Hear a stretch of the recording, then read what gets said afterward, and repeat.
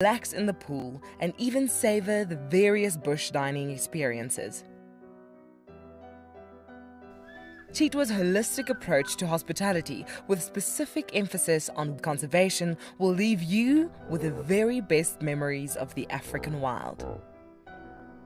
WildEarth Explorers, it's in your nature. The Mara Triangle is a jewel in the Kenyan conservation crown, and thanks to the dedication of the Mara Conservancy, it thrives as one of Earth's greatest national treasures. We have been experiencing a reduction in the whale snails that we collect on a monthly basis, and this is basically attributed to our intense patrols. Over the years, this courageous team of anti-poachers has reduced poaching to almost zero. Mimi naitwa Stephen Olereso. Nimefanya kazi miaka 16 sasa. Kuanzia miaka 2002. Hao wanadamu ni wenye utua sana inaogofya ni wale wenye wanaenda kama ndovu. Wanatumia kama bunduki. Sasa hiyo ndio huwa inakuanga hatari sana kwa sisi. As a result of the global pandemic and the massive reduction in tourist revenue, the Mara Triangle is facing a financial crisis. They need your help if they are to continue their ability to protect this magical land. My name is Taylor McCurdy and I work for Eco Training. I love hearing from all of the viewers. However, I particularly enjoy those of you who have been watching for a few years. Your questions are just so advanced and they really get me thinking. If you'd like to ask a question on WildEarth, you need to register on our website. Once you've done that, head to the live safari page and submit your questions below the live feed.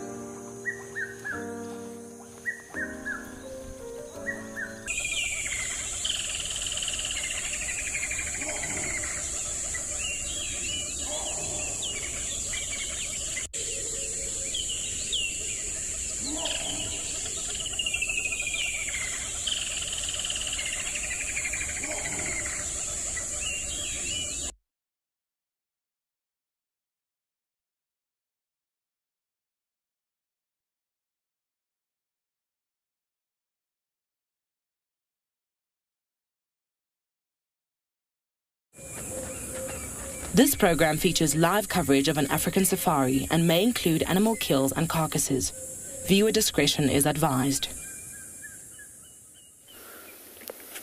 I know what the weather is, all right, so...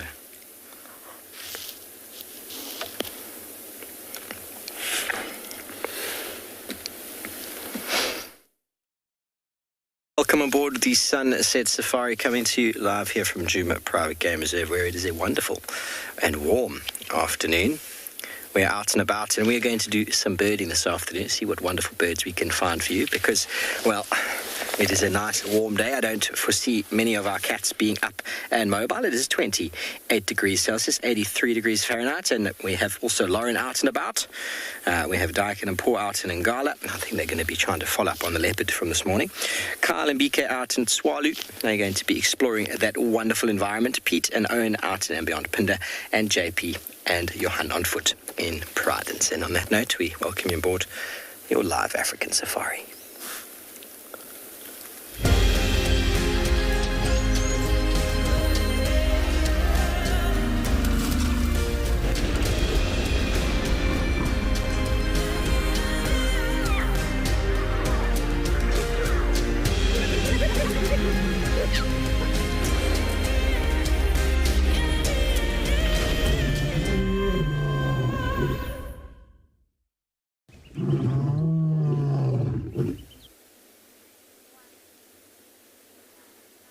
Good afternoon and welcome everybody on board with some very serious clouds in the sky that are indicating there is some form of a front on the way. My name is Steve, joined by Davisito on camera, and we are delighted and excited to have you with us. I hope you're ready to jump on board and send us lots of questions and comments to help us engage and to delve deep into the ecology of this area. I'm going to be focusing on birds today. Nesting behavior, bird breeding, bird behavior, bird feeding.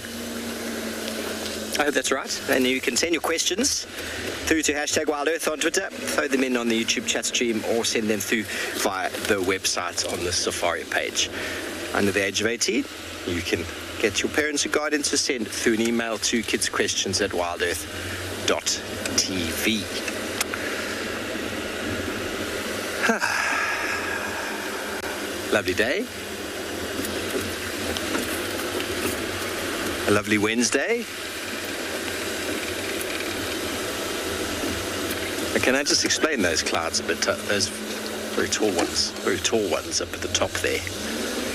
Very far up in the sky there, you can see the cirrus clouds, which are basically just ice particles. Those very flaky ones at the back. Now, those indicate a front is on the way. That is always the cloud formation you will see just before a front, either a warm or a cold front. But seeing as it's quite warm today, you can expect a cold front to be coming, because obviously before a cold front you have a few warm days, and before a warm front you have a few cold days. It's somehow the way it works. You can also possibly see a little bit of overcast conditions, maybe a slight percentage of precipitation, just enough to moisten things, but not really rain, followed by what we could think to be a couple cool days. So let's see if the clouds are going to tell us exactly that. It's Wednesday today. Thursday, Friday, I think, is going to be a little bit colder than today. But seeing as you've had a look at the sky and the clouds, let's go and see what the weather is looking like across all properties.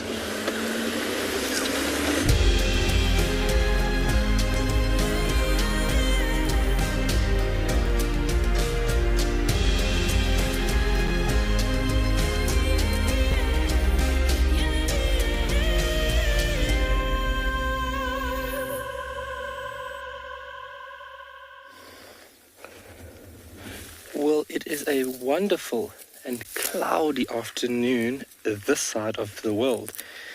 And like I've mentioned, when these clouds are above us, we are very, very grateful.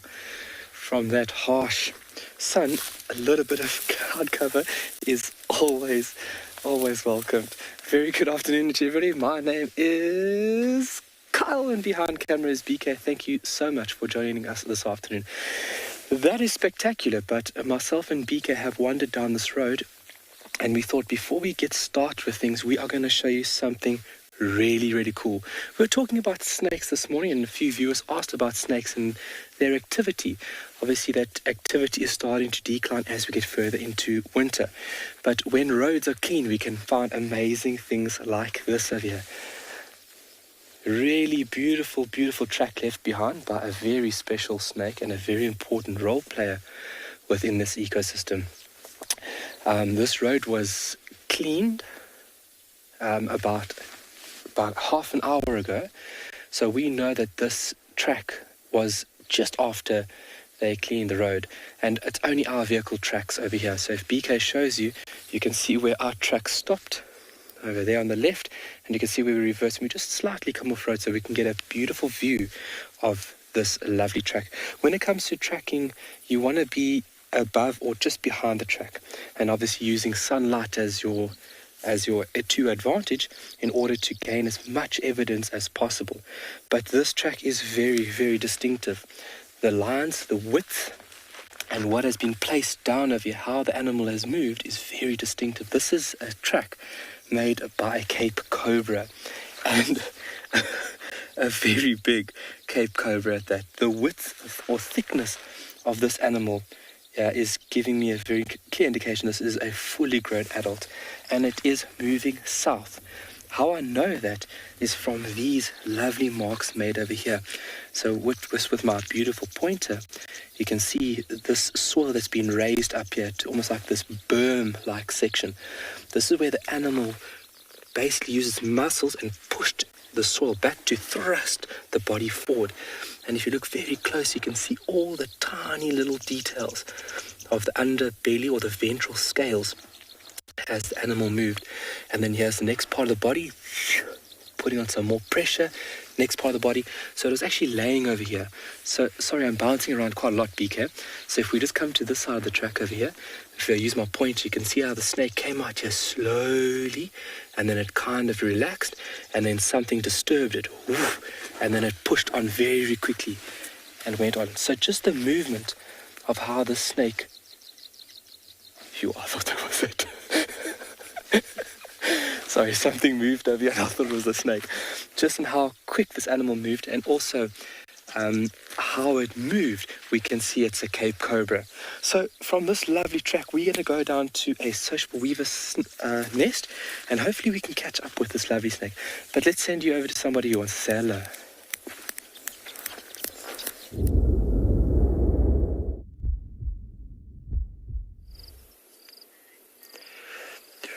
Good afternoon and welcome to andBeyond Phinda Private Game Reserve, where we've just come across this beautiful big tusker, one of the elephant bulls on Phinda with the largest tusks, and it's really awesome to see him. You see how just relaxed he is.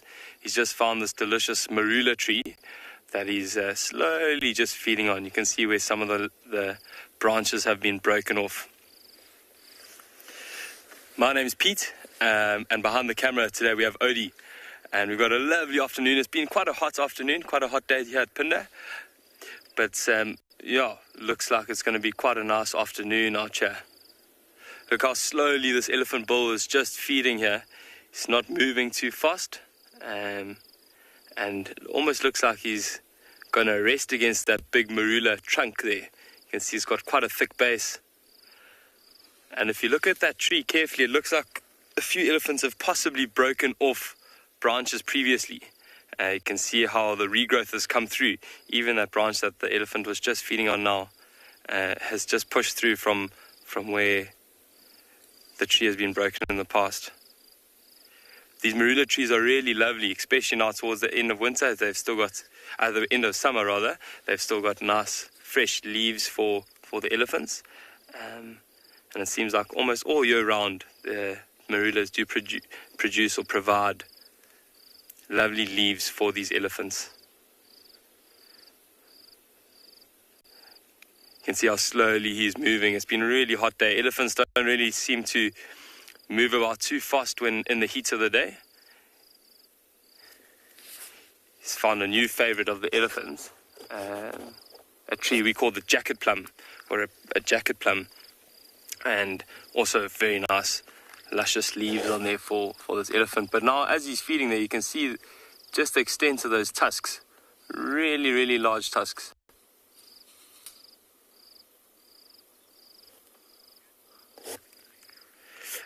Alison, this is actually an older marula tree. It just looks really small because of the way that elephants have fed on it in the past. So they must have broken off quite a few of the leaves and branches. I'm not sure if you've seen in the past where elephants can actually break off large parts of trees with that incredible strength. You can see this is quite a big bull. He's actually not too old, but he's got an incredible amount of strength behind him. And if he had to push hard against one of the smaller branches there on this marula tree, it would snap off pretty easily. On the larger branches, they won't only use their trunk, they'll actually use their forehead. They'll go and push against it with their head and use that massive amount of weight. He probably weighs 4 tons, so you can imagine 4 tons of force pushing on one branch is not going to end too well for the tree. So it's actually not an old marula tree. You can see that trunk now just carefully feeding amongst the shrubs on the ground there. He might just be looking for a little bit of some nice shrubs there. We also have a thing called an elephant pudding or a wild grape that they really, really like to feed on. But we're going to watch this elephant feed for a little while, and we're going to send you off to Lauren, who's keen to say hi.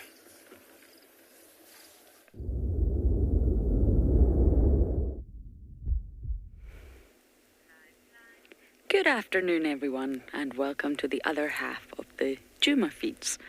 A rather sad start to the drive, I'm afraid, but it's also very fascinating. We have came across a dead leopard tortoise, but I thought at least because it's dead and it's not moving, we can maybe show you it in closer detail. But first things first, my name is Lauren. I do have Morgan on camera, and we've just driven along the road and we stopped to view it, and then the smell.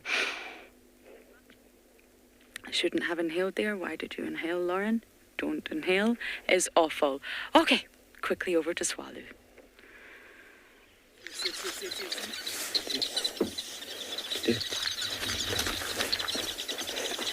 Yes, we got a snake. We got a snake in the tree. So BK has seen it right to the top of the canopy. I think this actually might be a different snake. When we came in here, there was a lot of alarm calling, constant chattering and twittering. And the sound, the repetitive sound, gave us indication that there was something here. It took us a few minutes and BK spotted the snake moving from the top of the nest up into the canopy.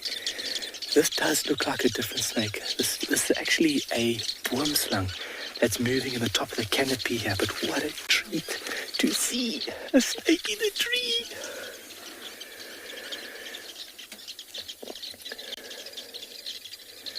Let me see if I can move a little bit closer for us, BK. So just the birds and their constant call was a clear indication that something was here. So see if we can just get around the other side here. So we have to be a little bit careful because this snake can recognize stationary prey. And obviously we don't want to disturb or alter things, but I'd like to get a little view. Let's go on the far left. Let's just go to the top of the canopy. It's in the middle there, buddy. Okay, let's just reverse. It's going to that side here. So this is going to be your best bet here. For a good view for everybody. Yes! Good. 4. Yes, okay. Yes. There it is. A beautiful boomslang. We'll translate it a little bit more down, BK. It's sitting dead still. Right there's part of its stomach. So, I mean, look how sneaky that snake is. And we have released snakes with our snake researchers. And I mean, when you let that snake go, and if it's up in a tree, Man, you got 2 chances at finding it and they are both 0. BK is just trying to find the head for us, because if we can see the head, really beautiful head, and as well as very prominent eye. You see it? Down, down, down, down. Oh, there it is. Oh, la la. Look how it's watching us. Look at the size of that snake's eyes. So this snake, along with a vine or twig snake, are 2 snakes in South Africa that can recognize stationary prey. And this snake is a very, very well-equipped arboreal hunter. That means that this snake would go up into trees and actually hunt birds, reptiles, small rodents. A very, very, very equipped tree-dwelling snake. And looking at the color, this might be a juvenile or actually a female, just judging on the size and the thickness of the snake. How fantastic. So males have this beautiful greenish color. So, okay. So it might have been the snake that crossed the road, looking at the ventral scales.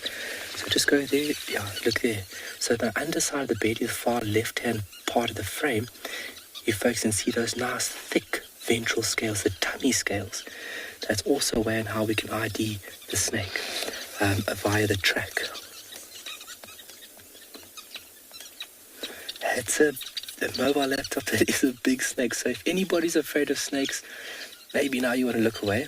But just remember that snakes are more afraid of us than we are of them, and they have to be respected. You have to have a lot of respect when being in the vicinity of a snake. And remember that if you want to capture it, please, obviously, if you have the correct or necessary skills, then do so. But if you don't, call somebody who can help you out. Please don't kill it. I mean, they make a very important part of the ecosystem. Not major role players when it comes to consuming rodents and insects and you name it. Snakes are vital. So please just respect. But what a fantastic sight. How lucky are we? Oh, look at that. Look how sneaky it is. Giving that like almost waving movement and then absolutely dead still. Almost just to see what and where we are.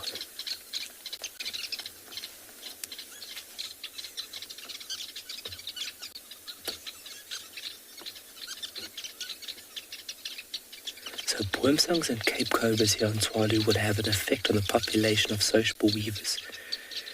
And they actually play a role at regulating the population so the population doesn't spiral out of control. Because if the birds, in terms of numbers, were too many, they would affect a part of the system.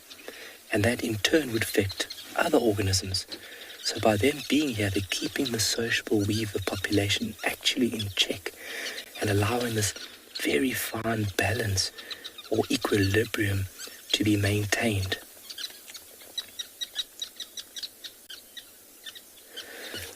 Yeah, over the years we've really been fed false information about snakes. Snakes are out there to bite us and get us, and they are really amazing creatures. Once you understand something, you kind of lose the fear of it, and then you really start to understand of how incredible organisms like this are.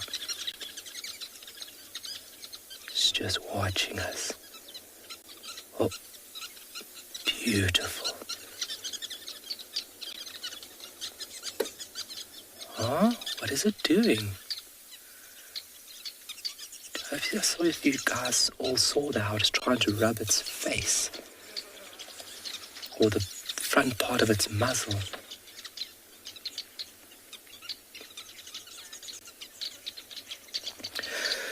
Ren, how long would a snake survive without eating? That depends on what its last meal was.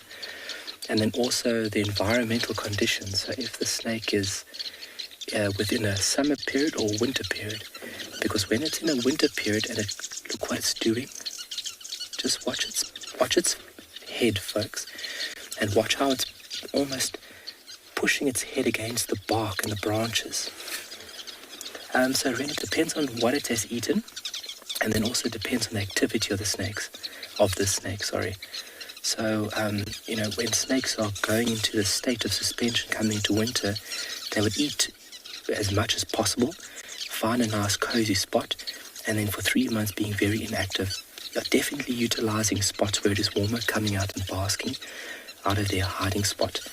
But to be totally honest with you, Ren, I don't know a given time frame, say for example 5 months or 6 months. I'd be lying to you if I told you. But Ren, I'm going to note that because that is a brilliant question. And I'm going to find out from our snake researchers what is the time frame we're looking at. From one meal, how long will that meal sustain that snake?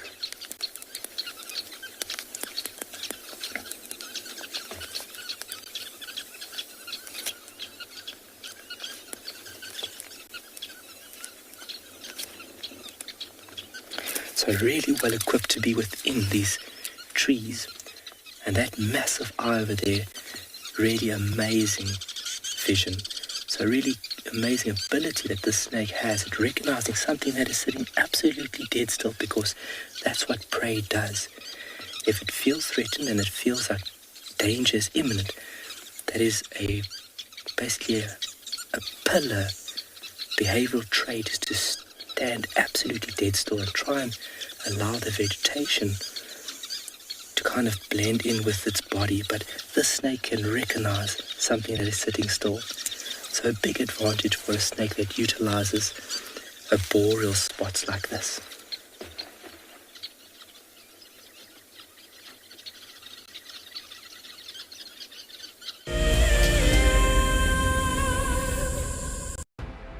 In preparation for our 14th birthday, we will be lighting up a fire and heading on a special journey down memory lane.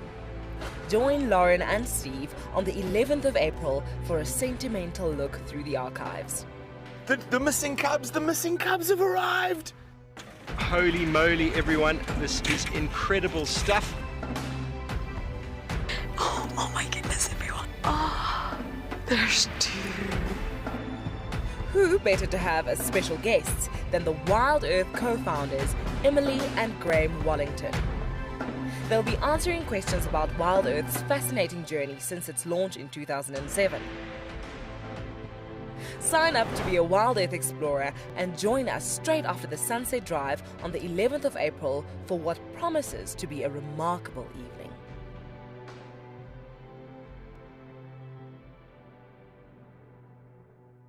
Graham, I'm just going to see, there's a very good place. I want to see if we can get good signal from there. That's where I'd like to. Welcome to dawn in the African bush. How cool is this? Can you believe it? Those cubs are now only 10 feet from us. Unbelievable. Elephants chasing wild dogs chasing elephants. Pandemonium!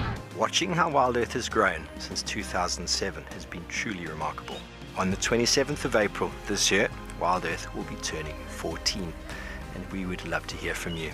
Please send us your own special birthday message, which we can share with the rest of the WildEarth family. Maybe you can tell us why you started watching WildEarth, what WildEarth means to you, or you could just send us a very happy birthday. Don't forget, when you want to film yourself, to hold your phone sideways to get the best angle. When you are ready, you can email your videos through to birthday@wildearth.tv. My name is Lauren, and I'm currently working in Djuma Private Game Reserve here in South Africa. I love answering your questions during the live safaris. It's my favorite part. It feels like you're on the vehicle with me, and I'm able to teach you exactly what you want to know. If you want to ask a question on WildEarth, then you need to register on our website. Once registered, you must go to the live safari page and ask your question below the live feed.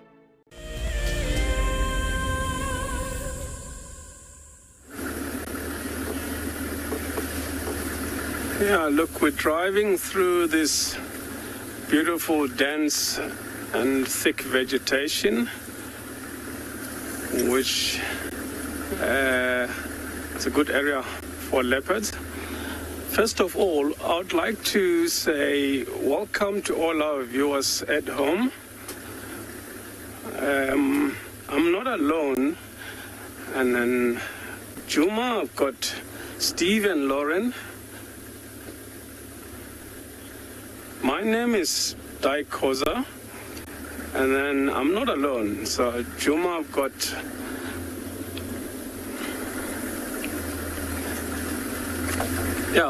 before I take you through that, we're just going to carry on through this beautiful African bush and see if we can find that leopard we were looking for, because this is the sort of area where the leopard was this morning. And then, otherwise, welcome to all our viewers at home. Please join me, Daikoza and Mpo behind the camera, but we not alone.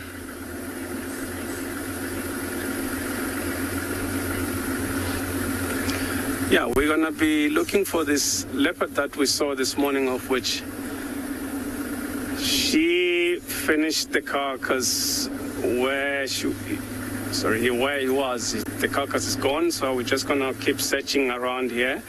And then we're hoping to find her because this is a good area. If you look in front, you can see all these beautiful trees, which the sun is a bit hot, and might be sitting in one of these beautiful trees in this African bush. So, leopards like to go up trees when the sun is hot like this because it's much higher and cooler. The breeze is much cooler high up there. So let's hope to see him in one of these trees, even though the carcass is finished where he was this morning. Otherwise, we'll go down into the riverbed and have a look again, because there is a little pond of water in the riverbed where he might as well attempt to go and drink because the sun was too hot. If he happened to do that, then he'll be lying somewhere on the shade in the riverbed. So I hope to find her soon. Like in front of me, there's 10 of that takes us into the riverbed. So I'm gonna carry on driving down this road.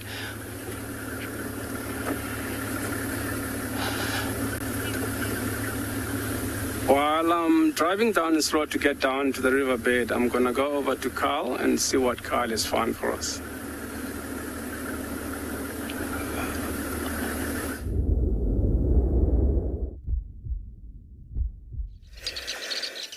Okay, so welcome back, and while our colleague moves through and down to the riverbed there, we have got not the greatest view, but just a very different view of the snake.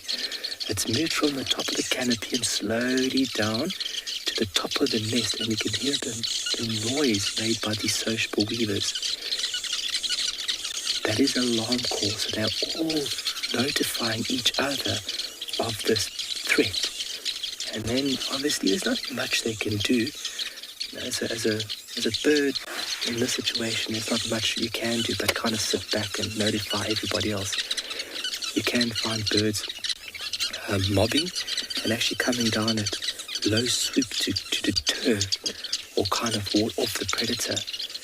But in this instance, or this case, there's nothing much they can do.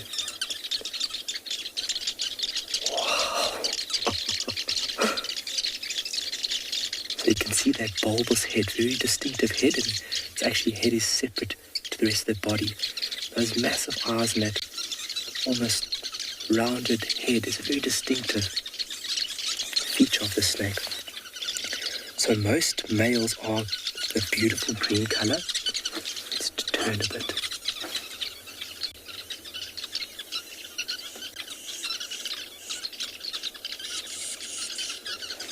So most males are this beautiful, vibrant green color, and then females are normally an olivey to a brown or brick type red color. Oh, it's moving. Oh, come on. Oh, my word. So she could be actively hunting now because she needs to accumulate enough food in order to sustain her through the winter period. And I just made contact with somebody, and roundabout, if you look at pythons, they can go 6 months without a meal. 6 months. I mean, that is very long. So what the snake would do is eat as much as possible now, find a nice warm, cozy spot, and then from there slow down the metabolic activity and remain almost inactive. So the less inactive you are, the less energy you're consuming, the longer you can stretch that last meal. Listen to the birds.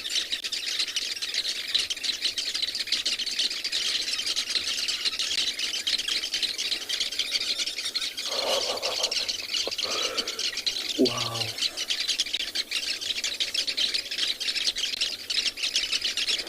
Ian, what's the largest animal it could eat? I would say a medium-sized rodent. That's what it would go for, rodents. And a sociable weevil would be an easy meal for this snake.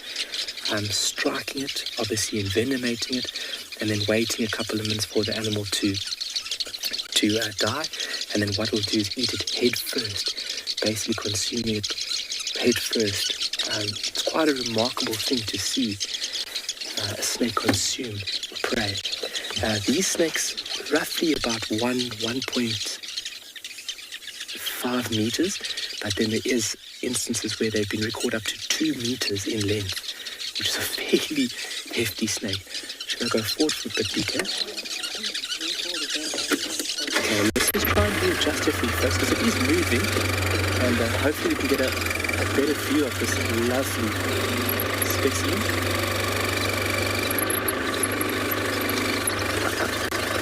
Let's go around this. So we have the light better. Just hold on there with us, folks. Just let me adjust a bit with that. Oh, you hold on, BK. Take the tree with me too.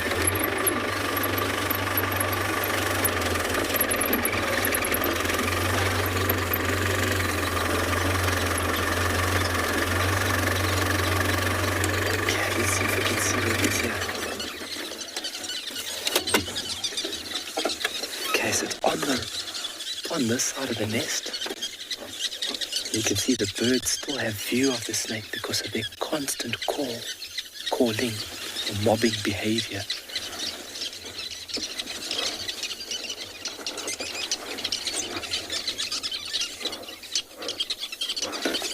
So while we try and readjust this vehicle and try and narrow down where this beautiful snake has gone, let's send you over to Lauren, who has something small.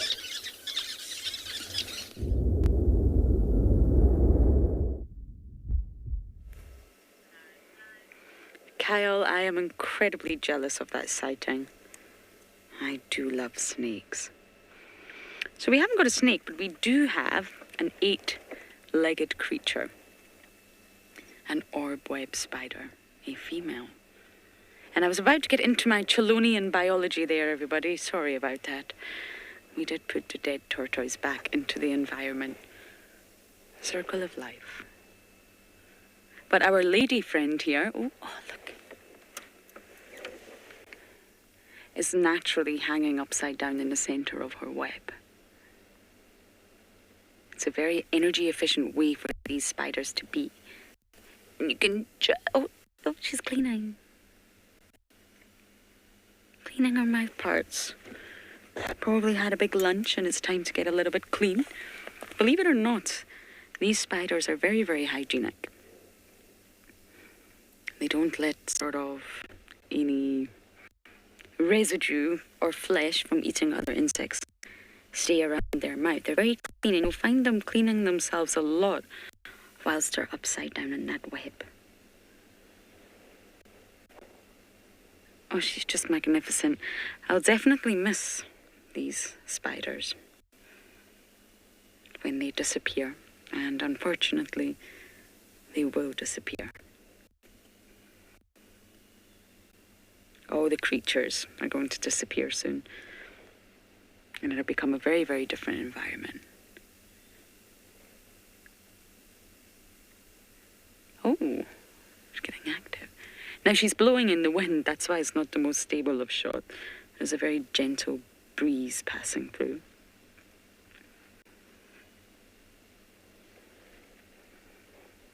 Oh, is that a dewdrop spider behind her? It is. Looks just like a dewdrop until they move, of course.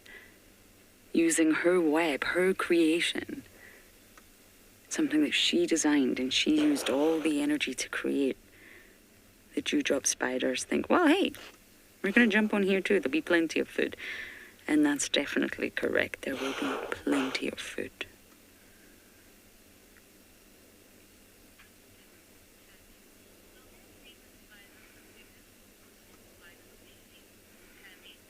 Tammy, I'm not sure if it's the case of all spider species across the board, but generally, yes. Generally, the females are the bigger of the two sexes. And it's due to reproductive reasons. So the larger the female, the more eggs she can carry and the more eggs she can produce. She have a much larger abdomen. Whereas the males, they don't really need to be that large. They're obviously not producing eggs. And therefore, to be smaller as a male spider, you can, well, hide a little bit better. You're not as obvious as she is. You can hide, you can scuttle away quite easily from any threat. Your main threat being your wife or your girlfriend. She is the biggest threat to you. She will eat you. Yes.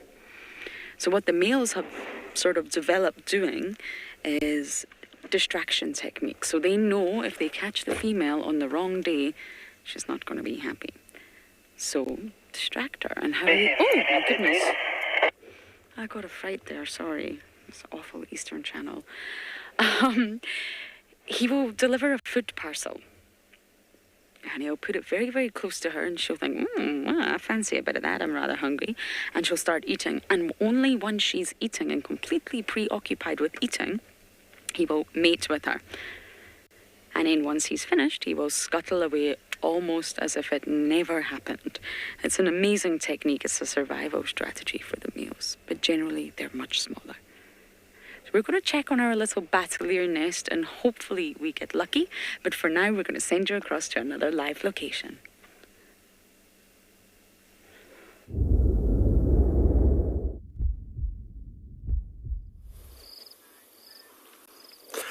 Welcome back to Phinda, where we have just come across this, or the elephant bull again that we saw earlier. He seemed to have gone a little bit thicker or deeper into this thicket here.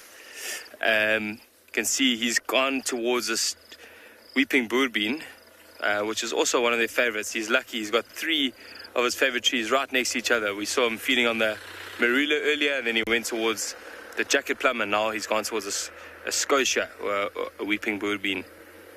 You can see that tail just wagging from side to side now. He seems pretty content with what's going on.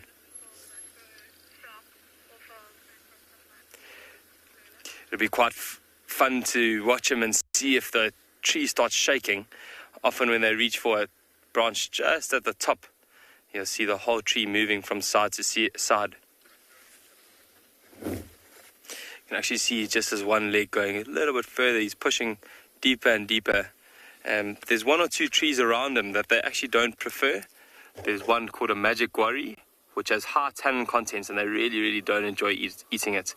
They've got delicious berries in summer, actually towards the end of summer, so just early autumn, that they really enjoy.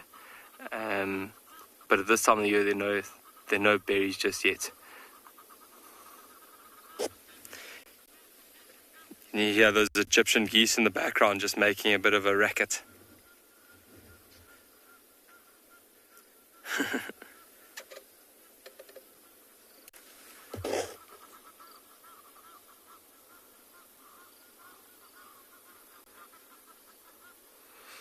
I was mentioning earlier that it's quite a hot day here at Phinda, and one of the things elephants do when it's really hot is they go into the thickets. So that's exactly what he's doing. He's gone to find a little bit of shade.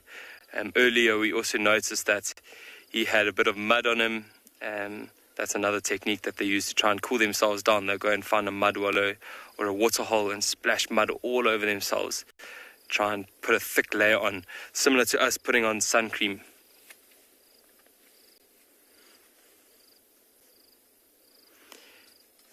I was mentioning earlier the magic guarri,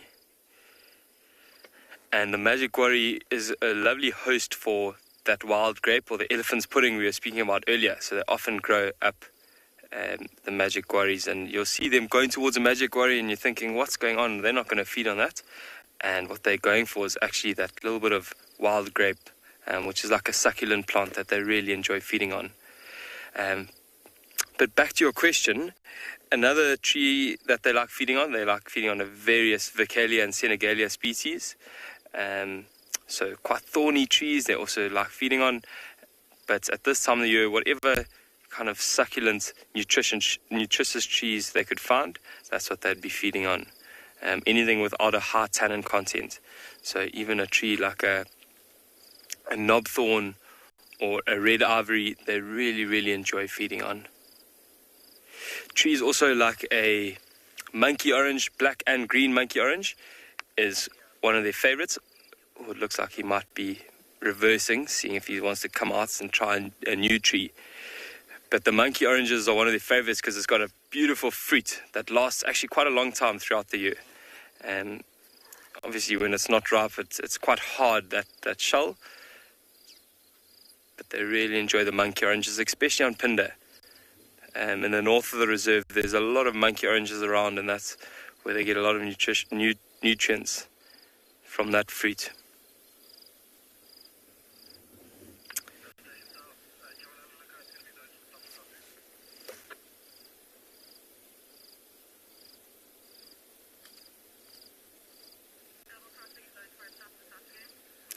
I'm sure you won't be able to hear it too easily, but I can actually hear his ears flapping against the side of his body.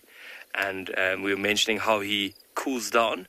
That's one of the ways he'll cool himself down as well. It's just by flapping his ears slowly like that, and just trying to get that blood circulating and a bit cooler, especially in those massive veins or blood vessels that they have in the ears.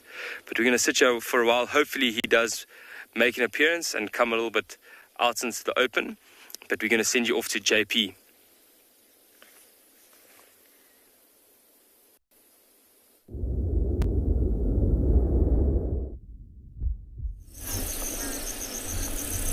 Good afternoon and welcome to WildEarth. We are live from Eco Training Pridelands. My name is JP LaRue, and behind the camera we have Johan. At the moment we are standing at a pan that was still filled with water just over a week ago. But as it is becoming progressively drier, now that the winter is starting to come closer, these pans are starting to evaporate. Quite often when the water has disappeared from these pans, it now forces animals to go and seek for water elsewhere. And in the same process, that prevents that areas often will become overutilized in terms of the vegetation in that area. So one of the things that we did find at the pan, I'm just going to tread very slowly forward as this mud is still incredibly soft, is an impression that's been left behind by an elephant. So here we can see the hindquarters of the elephant, where the leg fold came in, and then the shoulder over there. And here we've got the footprint of the elephant after he walked off. What we can also see quite clearly is the impressions that the skin has left on here. So Pete was just discussing how elephants keep cool in terms of you can hear the ears. The interesting thing is elephants actually can't sweat like us, so therefore they have to use a number of other strategies like the flapping of the ears, as well as coming to these mud wallows to come and cool themselves down. Especially on a warm day like today, where we've reached 28 to 29 degrees Celsius here in the late afternoon in Lowveld, it is quite important to try and cool yourself down to prevent any further moisture loss or in terms of to maintain a consistent temperature. We often think of it that when you are hot that you don't use much energy, but in reality it also takes a lot of energy for an animal to keep itself cool, and therefore they can either move into the shade or out of the shade or into water or come and make a little visit to a mud bath. So one of the things that I do find quite fascinating is that an area like this, where it has formed quite a large pan over several years, could have started with something as simple as an elephant footprint that has been made in the mud. And over several seasons, this might have been used by warthogs, which enlarge that little footprint into a small wallow. This in return will be used by rhinos and species like and buffalo. Eventually it will become larger and larger, and elephants will also utilize it. So these pans can actually get so large that it will even support other species such as hippo. In the meanwhile, we're going to continue our walk and see what we can find, and we're going to hand you over to Steve, who's just located on something really small and cute.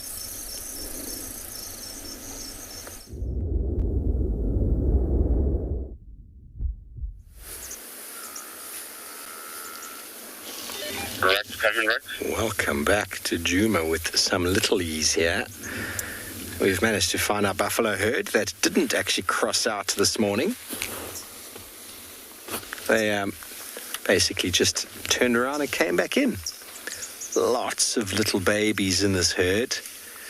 They've been bedding down. They obviously went to Treehouse Dam as well again. They've been bedding down and now they're getting up and they're mobile. East. Darby, this female in front of us here, everybody will remember this female here who had the broken horn. We could actually semi-see into her head a little while ago. And now look at her, she's looking great. A little lopsided. Even her mouth's a little bit lopsided. But that looked very painful last time we saw her. It was this massive, big, open wound. And well, apart from probably a few migraines, I reckon she's all right. Good on you, lassie.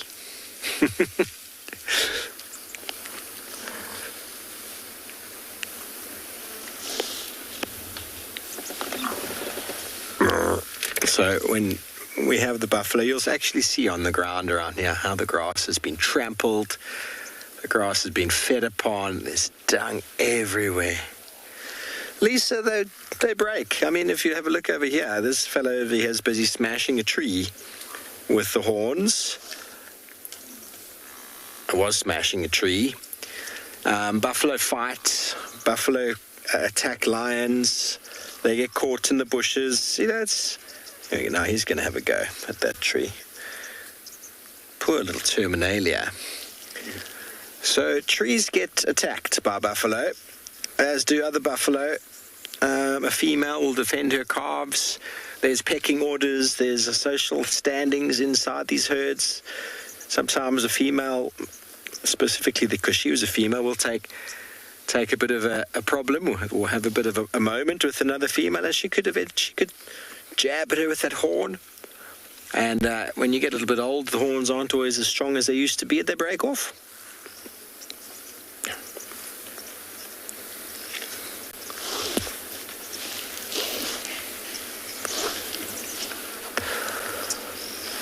So it's normally something you see with age, buffalo horns breaking off. I've seen a couple really old buffalo bulls hanging out. Oh, there's a woodland kingfisher above him, Darby. Yes. Still hasn't left. Woodlands are still here. We must watch, everybody. Every day we have to identify woodland kingfisher and know what day they left. But he's watching to see if this buffalo, who's looking quite menacingly at Darby all of a sudden. Oh, poor Van Wykshout there. Tree wisteria is getting a hammering. So it's not only elephant that damage the bark of trees. Buffalo do, kudu do, impala, porcupine. See a little bit of elephant damage here. He's a big fellow. And just like that, a herd of quite a few animals have all crossed the road and headed into the thickets, heading possibly towards Twin Dam. So that'll be our plan. We're going to spend a bit of time with them, see if we can show you some more oxpeckers and whatever other birds might materialise, because, well, we do like to spend time with our buffalo as well as with birds. Oh, there's still a few buffalo here. They haven't all moved off.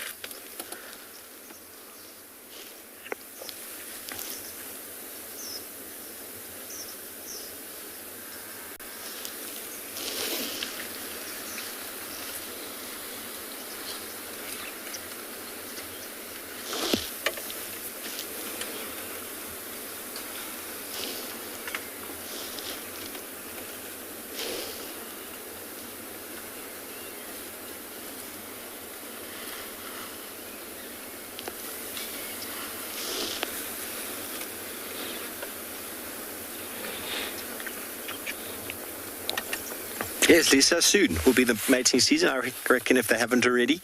The calves are 9 months. 11 months for buffalo calves, 11 months.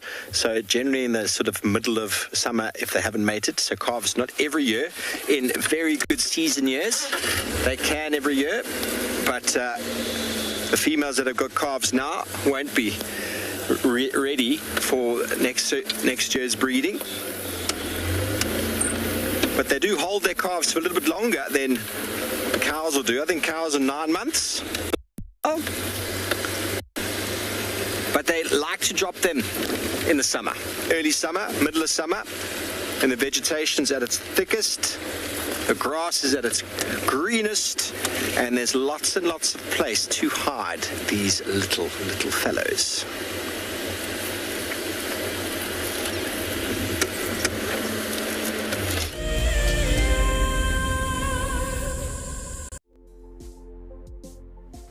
On the 27th of April, WildEarth will be turning 14 years old, and we wouldn't be here if it wasn't for all of you.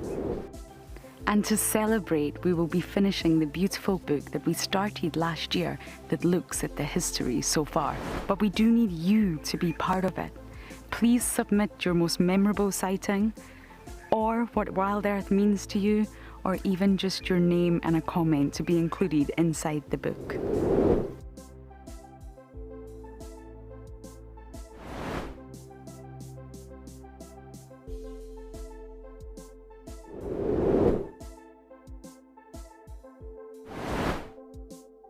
Head over to the website to add your name and reserve your copy. And a big thank you to all of you who have contributed to the book so far. So in 1998, we had this idea to go and put a live web camera on a waterhole somewhere in the Sabi sands next to the Kruger National Park. And I approached just about every single landowner and everybody thought I was completely crazy until I met Yuri and Pippa Moorman. We thought it was definitely a fun idea and a worthwhile thing to experiment. And it immediately became a runaway success. And it gave people all around the world the opportunity to watch a little piece of Africa day and night. Back in 1998, it was the very early stages of the internet, and all we were able to do was to get a 30-second refreshing JPEG out of that camera. But over time, what we began to do is focus more and more on trying to develop this concept of giving people the opportunity to go on safari. Even though we live just 500 meters up this hill, we still put the camera on to see what's happening. Absolutely, we watch it ourselves. It's a huge privilege to be in these incredible places with these amazing animals. I love filming lions. When they do get up and do something, it's always spectacular. When they are playing, are incredibly fun to watch, especially subalterns and cubs. I love being in the bush and working in these incredible places with these amazing animals. We want to bring it to you so that you can almost feel like you're right there and be able to experience it and enjoy it the way we are.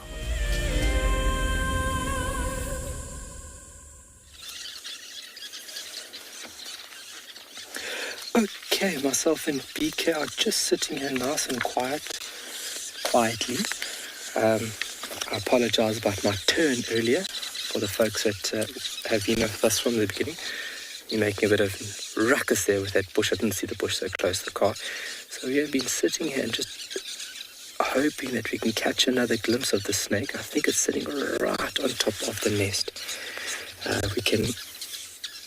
We still have an indication that the snake is still here from the noise and the behavior of the birds. But regardless, really remarkable to be able to see a snake like that, especially up on a nest of this magnitude. So just to wrap up things over there, so very, very specialized arboreal snake, and they really are found within trees quite a lot. And over time and a bit of research that we've done on Tswalu, we've actually understood that they will also just go straight to ground. If that snake feels threatened, if I had to walk under that nest and it had seen me, it has its behavior that we've learned over the years here. It's got a very good chance it'll go down a tree, straight onto the ground and underground, find a hole and underground. You know, we've always thought that boomshanks will go to the top part of the tree. but shows you that the snake will opt for other options, and we are still currently learning. So this is where Tswalu Foundation comes to a very important play. Obviously the research that we do here in Tswalu, and then now that beautiful umbrella project that we've got going called the KEEP project, the Kalahari Endangered Ecosystem Project. We're looking at what is really happening here, folks.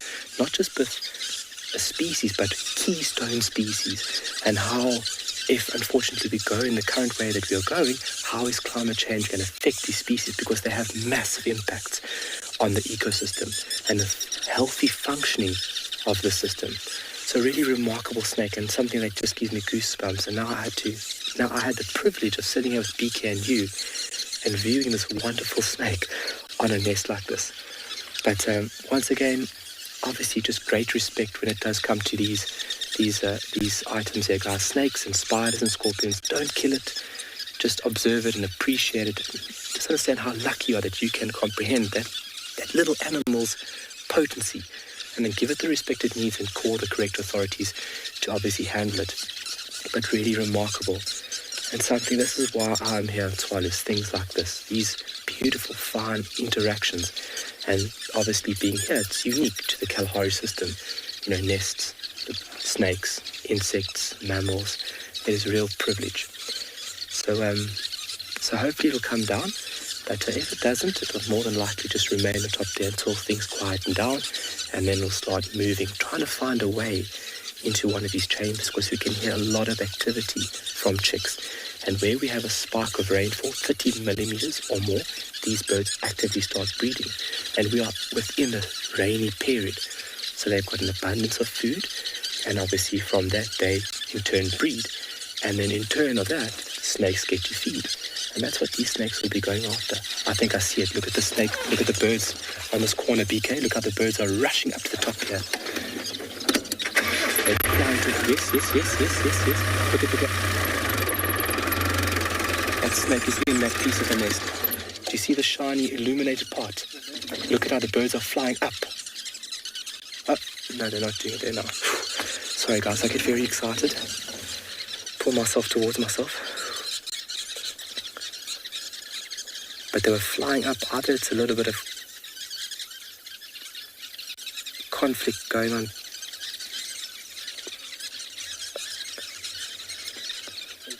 There's a lot of hustle and bustle there.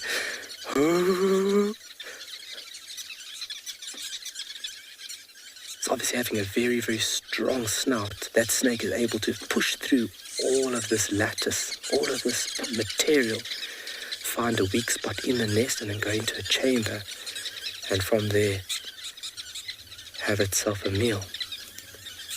There's a lot of commotion going on here. A few birds are just preening themselves and doing their normal thing, but there's a lot of birds making a lot of noise.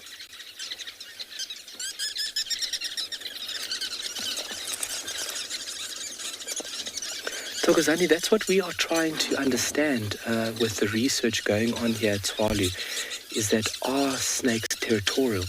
So we have got snakes earmarked and we are able to follow up on them. And we are trying to understand, is a snake visiting the same nest year after year after year? Or is the snake just randomly going to nests? It's something that hasn't been researched. And if you take a look at boomslang along with Cape Cobra, they are very widely spread. But yet we know hardly nothing about them. And faced with the biggest challenge that we have got on this planet, facing every single organism, including us, is climate change. So how is this now affecting these species? So territorialism, it's not really a thing in reptiles, especially snakes. It's not really a thing in snakes. Snakes aren't really territorial. So from the research, we try to understand a little bit more about the ecology, the behavior of these wonderful organisms, because we do not know to this day if they have any territorial behavioral traits. So it's a really exciting and a really constant development of understanding and learning all these beautiful, intricate relationships, but also understanding the organisms themselves. That snake is definitely inside there somewhere.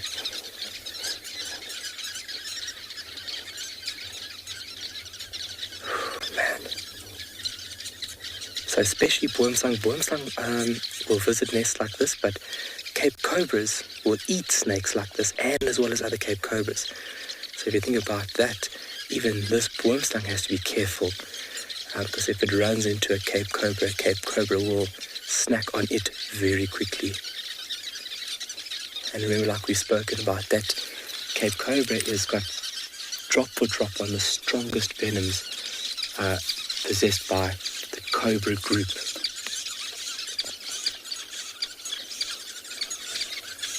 And these little engineers obviously playing a very important role in this area.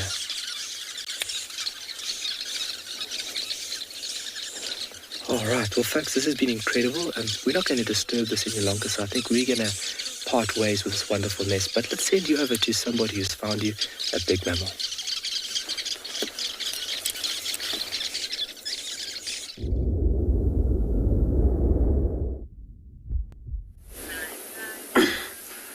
Welcome back to Ngala, everybody.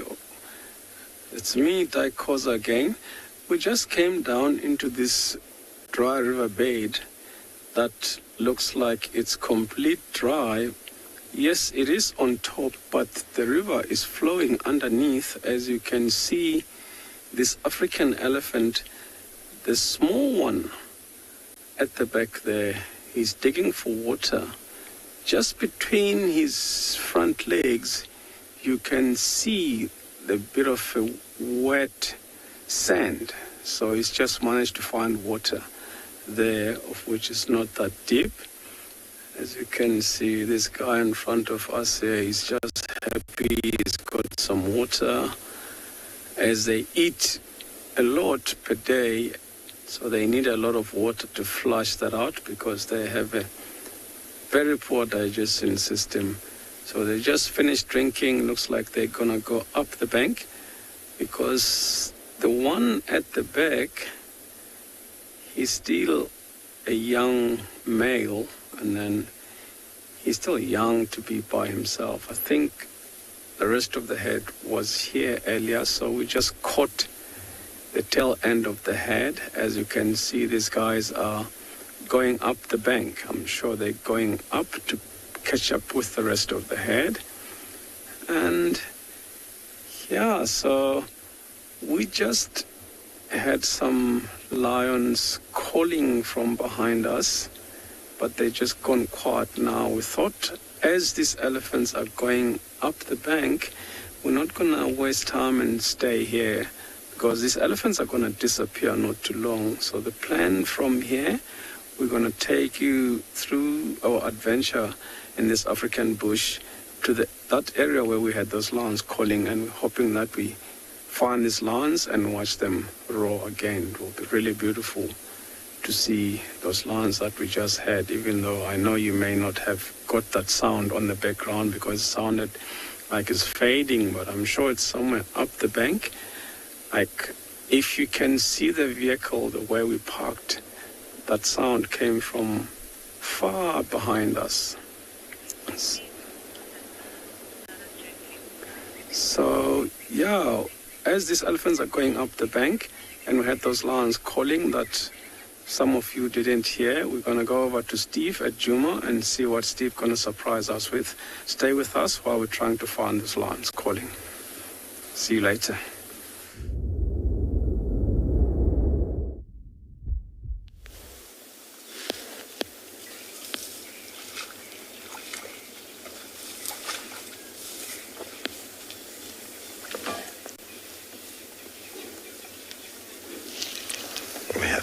Some buffaloes drinking. And this fellow that's about to come down in the middle doesn't quite understand, on the left there, doesn't quite understand the way drinking works.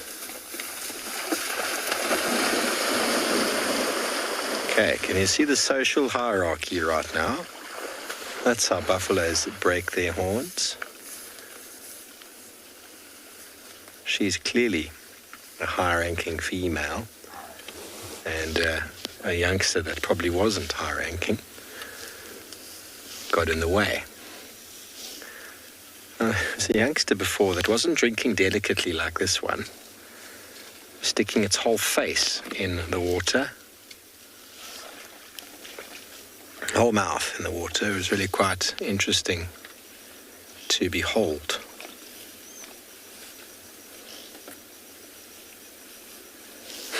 Blowing bubbles. Is this him again? This is him. Let's see. Let's see if he's going to do it again on the right there. No, the female's not having any of it. She's going to claim Mary's on the far left. Let's see how he does it. No, it wasn't that one. That one knows how to sip.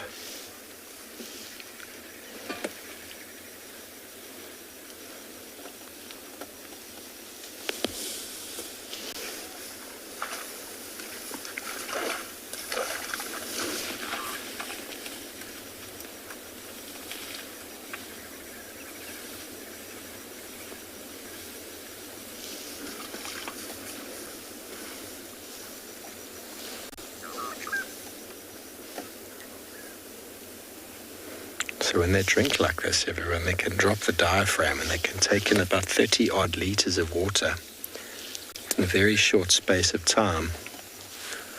I don't know if you can comprehend 30 odd litres. I carry a 25 litre to my room probably once a week.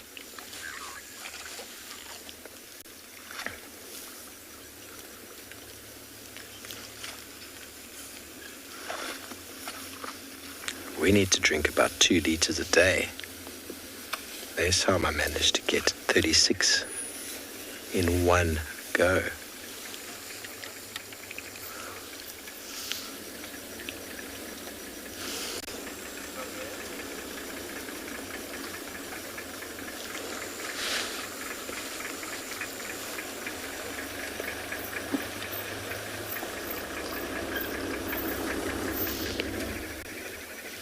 Buffalo can drink water. Samantha, it really depends on the species. You know, the longer they live for, the more education they require. But there's definitely cues they pick up from with regards to survival and living in the herd. And the herd obviously also adds a lot of protection to the herd. But for example, when they first started relocating animals into these reserves, they would breed them off-site in predator-free areas, and then they'd bring them in. And now we're talking adult animals. They'd bring them in, but those animals had no idea of alarm calls. They didn't really understand what a lion was, and they just get eaten. So the daily, look at that oxpecker, Darby, on the yellow-billed oxpecker right there. Oh, fantastic. On his head, he was just drinking off of the buffalo's nose. It's an endangered species right there.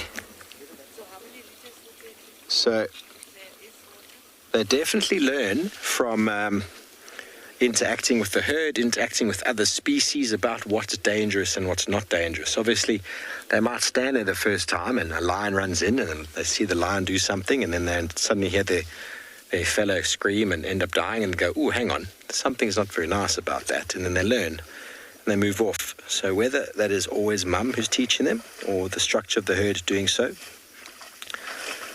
but generally the longer lived animals have more learning required, like elephants. Cats have a lot of instinct. A lot of animals, being shorter lived, actually have a lot more instinct in their survival to keep them alive, but they do obviously learn a lot from mum's reaction to certain things. That's why habituation is a real thing, because although a lion and leopard would normally naturally be afraid of us, if they get habituated, they're giving a proper service here.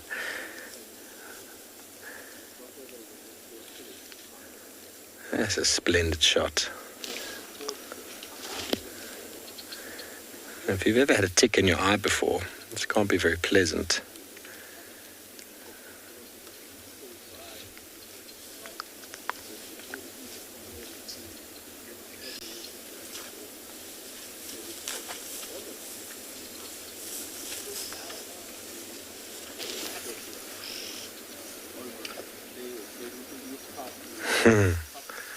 Charlize, well, have a look at the numbers here. Buffalo's only major predator is lion. Obviously, the young buffalo are under pressure from hyena as well as leopard. But buffalo in summer, or should I say in wet seasons like what we have now, do very, very well. They're very good at defending themselves. They're very good at protecting their calves. And they generally are very good at surviving. But obviously, not always the case. It's the old and the weak and the infirm in these herds that get picked off. But it's all a balance. It's all a balance. Obviously, the lions have to feed and the buffalo have to survive, and both of them balance each other out. Some lions succumb to fatalities and end up dying due to buffalo injury. And some buffalo get eaten by lion. Some prides have got very, very good strategies of hunting buffalo, and some prides haven't really developed that ability to do so.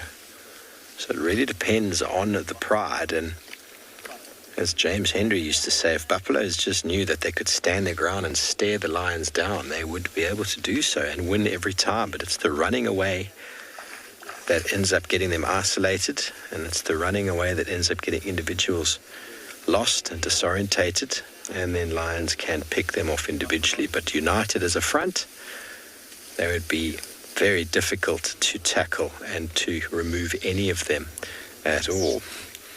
Okay, well, we're probably going to stay with our buffaloes. We're going to send you over to JP and Johan on bushwalk.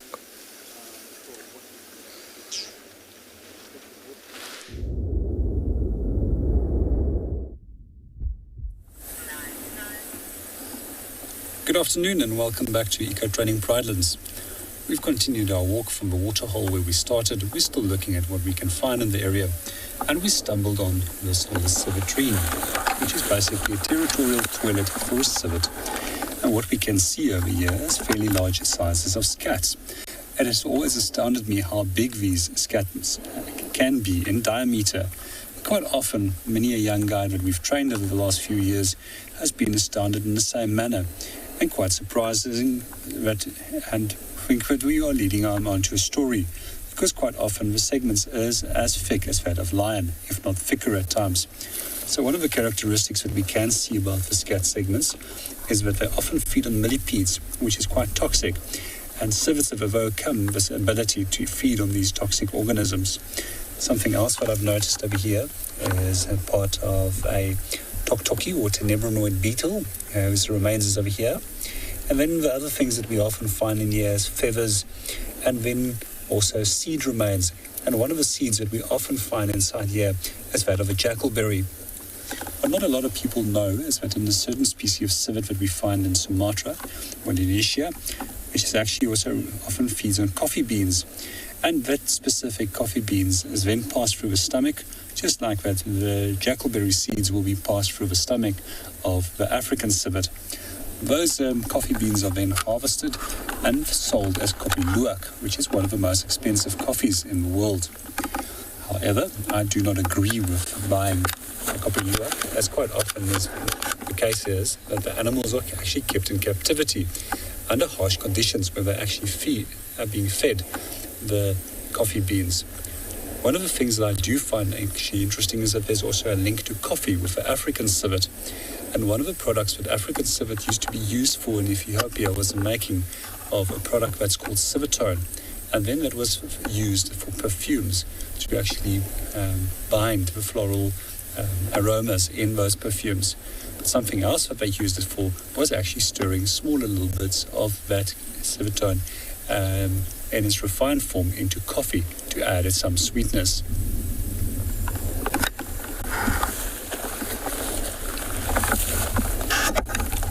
African civets is almost an animal that looks like a cross between a raccoon and a dog. I find them a particularly fascinating species, and their closest relatives are genets. We're going to see what we can find by moving on, but in the meanwhile we're going to hand you over to Lauren.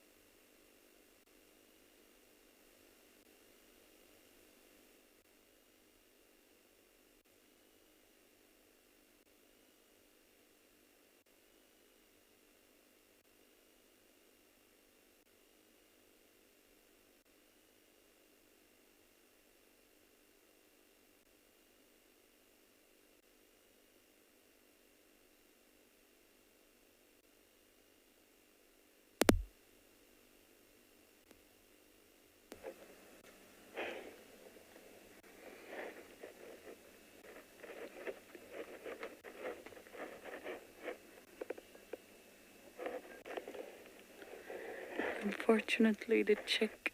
Oh, there we go. It had its little head out. Hello.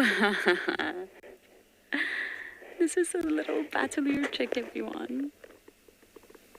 Not so little. We have been waiting for you. We're looking at it from very, very far away, everyone. So it is a long-distance visual, which is not ideal. There you go. Look at Morgan's excellent camera work, but it's very far away. But we didn't see a parent, so we thought, let's just check using the camera. The camera's a really good tool to check. It's almost like binoculars.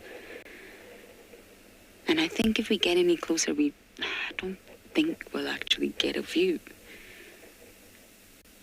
Oh, it's so wonderful. Dad's probably hunting. Mom's probably busy somewhere, maybe also hunting. And they will come back to the nest at some point.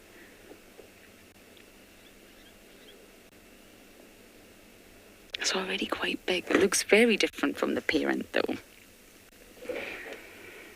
Same shape beak and sort of eyes and facial disc, but really different. I mean, a batelier doesn't attain its full adult plumage until 7 or 8 years old anyway. Come on, little chick, one more time for everyone. We have been waiting a very long time for you.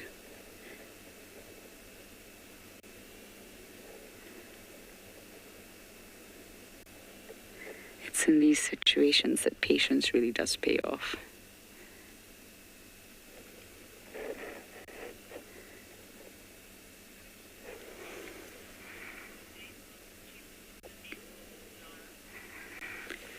Lara, many things. Many things. Other aerial predators, if the parents were not around. Snakes, if any of them were around. It's obviously very high up in this knob thorn. It's positioned very, very well. And it's a messy nest to make it difficult for aerial predators to get into. There's actually footage of leopards raiding a martial eagle nest in the Mara. They put a cam there.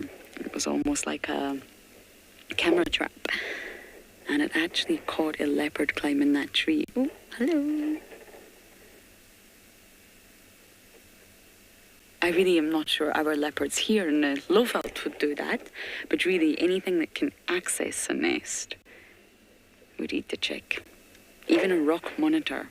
If a rock monitor climbed up, it would get the chick, I'm afraid.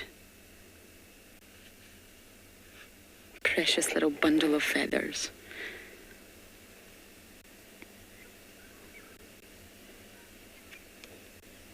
I'm so glad we've managed to see it. You know, I check every single day and I often feel a little bit sad when you don't see anything. That's why you've just got to keep checking. At some point you're going to get your timing right. It's all about timing here in the bush. And once you get that timing right, then you get lucky and it brings so much joy. We saw Mum feeding the other day. But at least we've had a brief little visual of the chick here. So we're going to bumble on, see what else we can find, and we're going to send you guys down to Tswalu.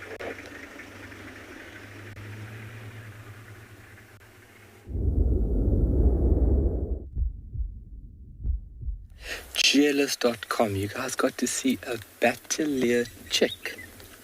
That is very, very cool.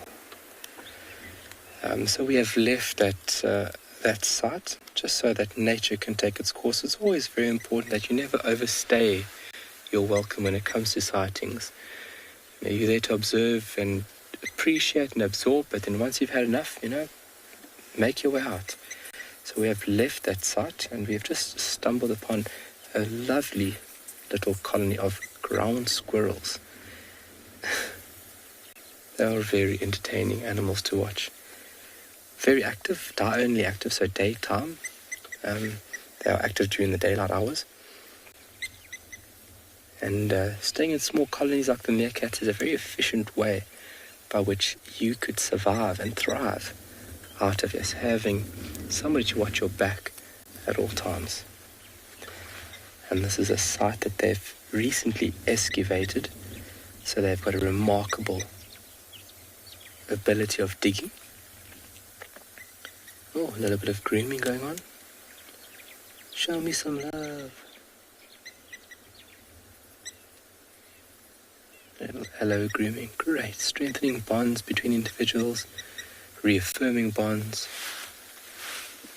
and also to get into those hard to reach places that you are unable to get to is always a great advantage. Some long fluffy tails.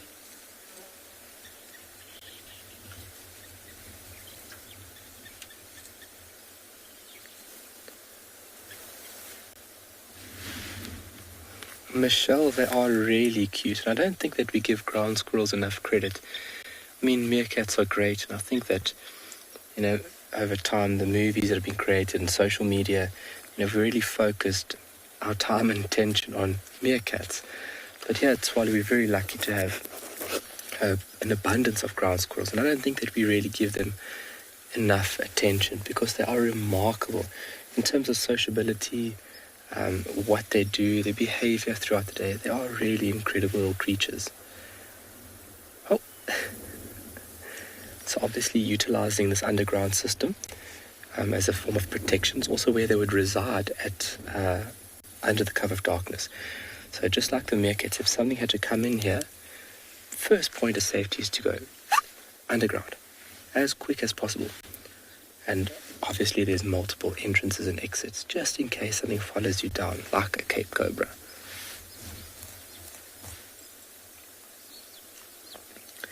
But these guys are part of the rodent family, so rodenta, got specialized in sizes that are utilized for gnawing and chomping down on roots and seeds and parts of vegetation.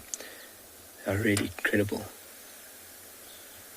You can see how much hair and how long that hair is on the tail. If you folks look to the right hand side, look how the wind is blowing up the hair. There's very, very long hairs on that tail, and they're able to manipulate the structure of those hairs, which is really incredible.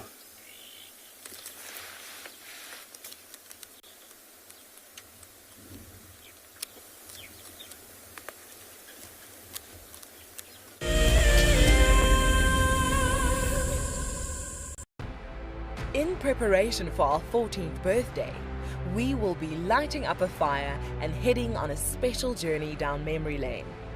Join Lauren and Steve on the 11th of April for a sentimental look through the archives. The missing cubs have arrived! Holy moly, everyone, this is incredible stuff. Oh my goodness, everyone. Oh, there's two. Who better to have as special guests than the WildEarth co-founders Emily and Graham Wallington. They'll be answering questions about WildEarth's fascinating journey since its launch in 2007.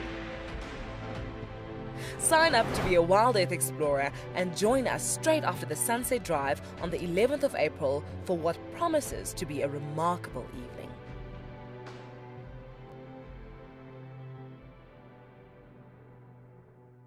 For many years, WildEarth has taken viewers from around the world to the Mara Triangle, a place of majestic beauty and abundant wildlife. But it wasn't always like this. Before 2001, it was infested with poachers.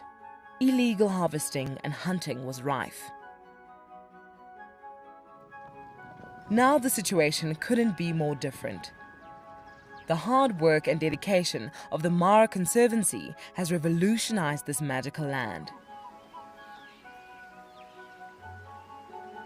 But now, the loss of revenue from tourism has created a grave crisis. The Mara Conservancy needs help if they are to continue protecting the reserve and supporting the local communities whose livelihood depend on its survival.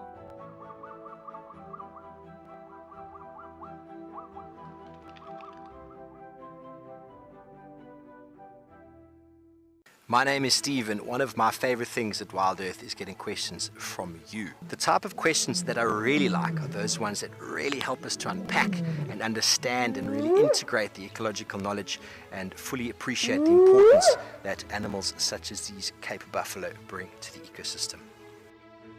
If you want to ask a question on WildEarth, you're going to have to register on the website. But once registered, just head on over to the live Safari page and enter your question under the live feed.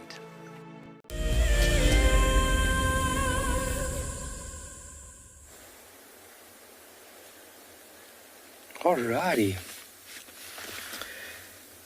So still chilling with the rodents and in and out of the holes, running off, finding a bit of food, coming back, just staying very close to the burrow system. It is starting to move towards late afternoon, early evening, so you don't want to venture too far away from safety.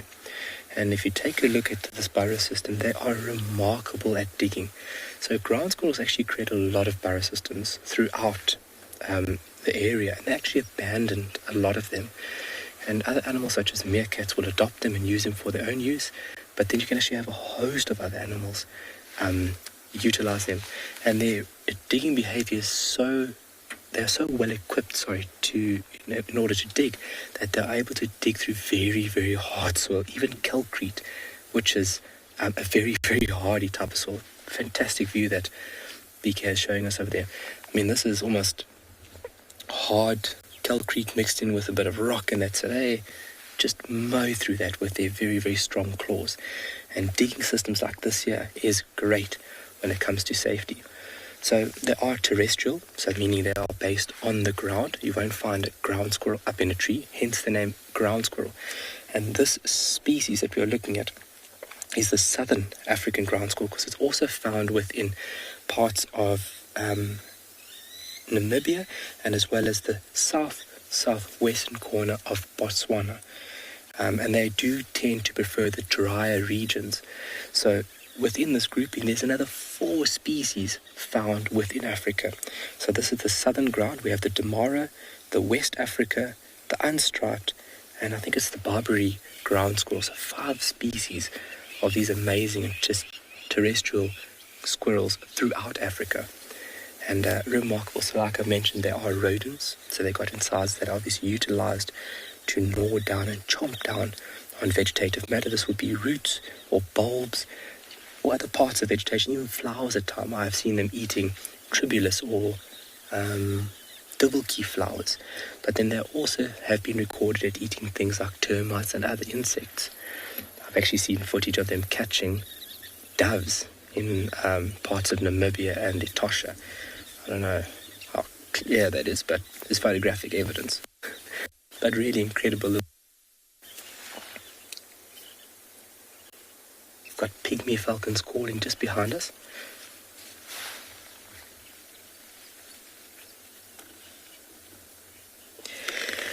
Jamie, I don't see... I've never heard of somebody having a ground squirrel as a pet. You never want to keep a wild animal as a pet because they are perfectly suited. They are best at home in the wild, and our homes would be really unequipped to house these animals. But I don't see them as being very hardy to domesticate. I think that over time, around the lodges, you can see they become very relaxed with people. So I've never heard of anybody keeping one as a pet, and I'm sure people have in South Africa, but you want to leave them just to be in the wild and for them to do their wild thing, because it's remarkable. So this is where we understand more about these animals, is when they are in their own environment. But Jamie, I don't see, it wouldn't be a very hard thing to domesticate one. They are rodents, so food would be a big enticement for them, and then they would become a little more relaxed with you. So in around the lodges, they do become very complacent, and even sometimes coming up onto the deck and snacking on little crumbs that have dropped. Obviously, you don't want that because you want them to be in the wild. But really beautiful animals, and I could see you, having one running around your house and sitting on your lap. I think people would love that. But it is beautiful viewing them just like this. See those long whiskers, very acute sense of smell, very good eyesight. So all round their senses are very, very finely tuned, let's say it that. Oh, it's snoozing. Little ears, so hasn't got great hearing, but it does well enough out here.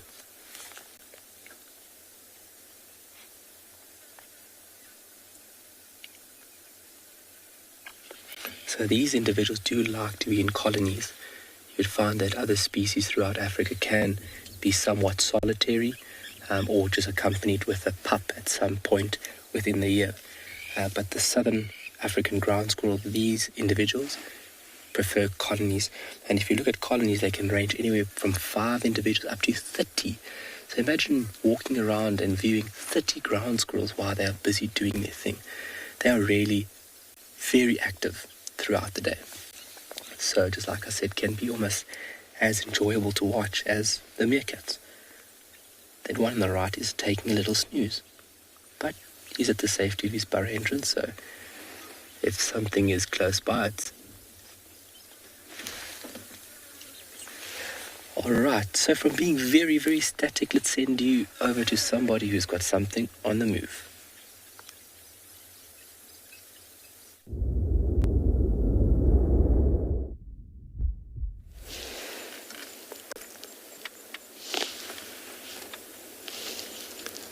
Well, everyone, we've moved around to try to get to the other side of the buffalo, and we've come across 4 young members of the Djuma clan.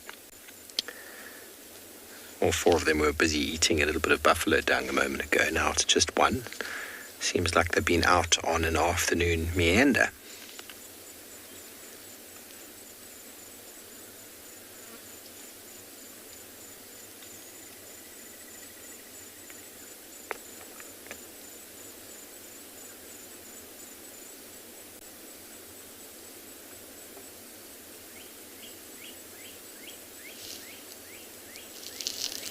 Okay, eating some more buffalo poo. Lots of minerals, lots of microorganisms, help it with the digestive system.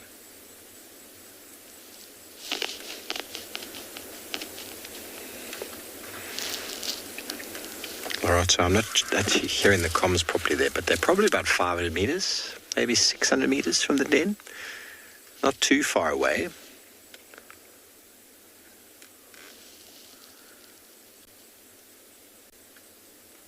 I've seen hyena tracks around, but to see all of them moving around like this, it's, every now and again, about a year, you might get a female allowing her youngster to go with her on a meander. But I've never seen 4 youngsters missioning just like this out in the open.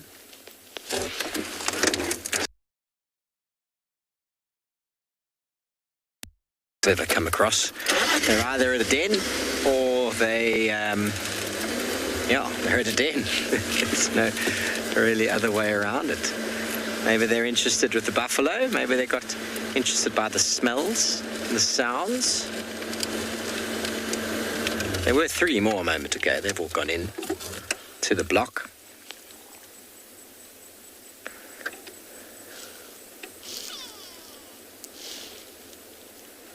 Okay, well, our hyena's going to move off and go into the thickets, and we're going to send you over to Lauren, who's got something cute and small.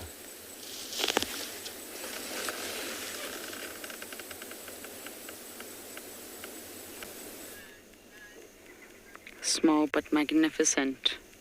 My favorite. You can actually see it breathing. Look at it. Oh no, come back. Look at his abdomen at the back there, everyone.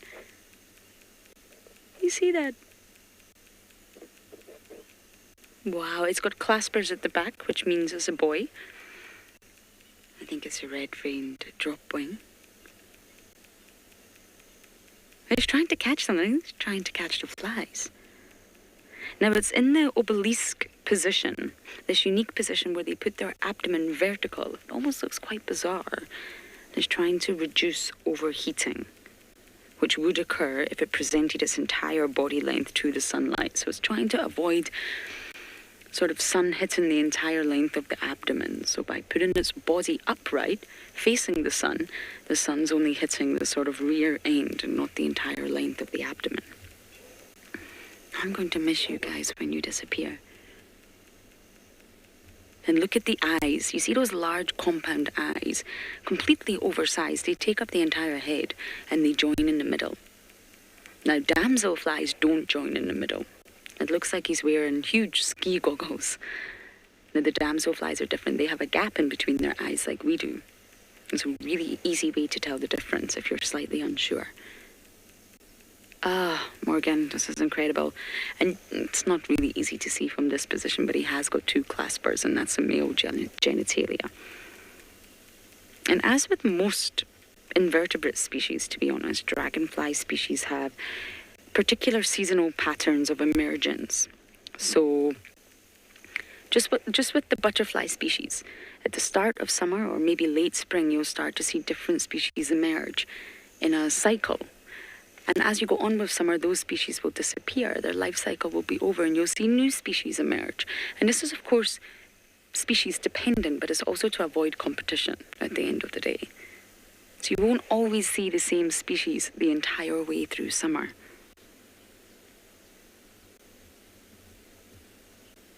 Some species do survive the winter, but not many.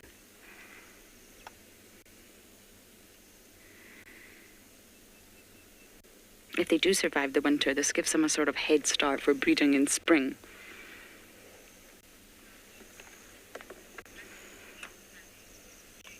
Julia, you're saying, oh, wow, this insect is absolutely stunning. Agreed.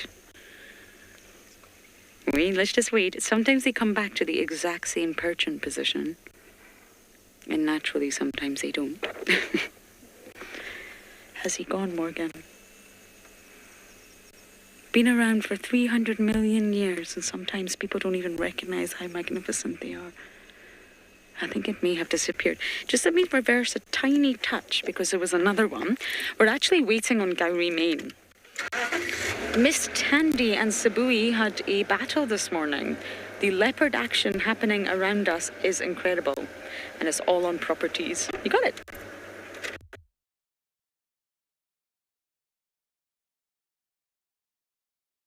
Hold on, Morgan. It's all we cannot visit. So it's very sad and frustrating, but Sabui and Tandy massively clashed this morning with Mareebs and Sharks on Little Gowrie. It's not too far from Gowrie, Maine, and apparently she's on the move. Oh, a different species. So we're hanging around Gowrie, Maine, being all nice and natural, looking at dragonflies, hoping we get a view of Tandy. It's been too long.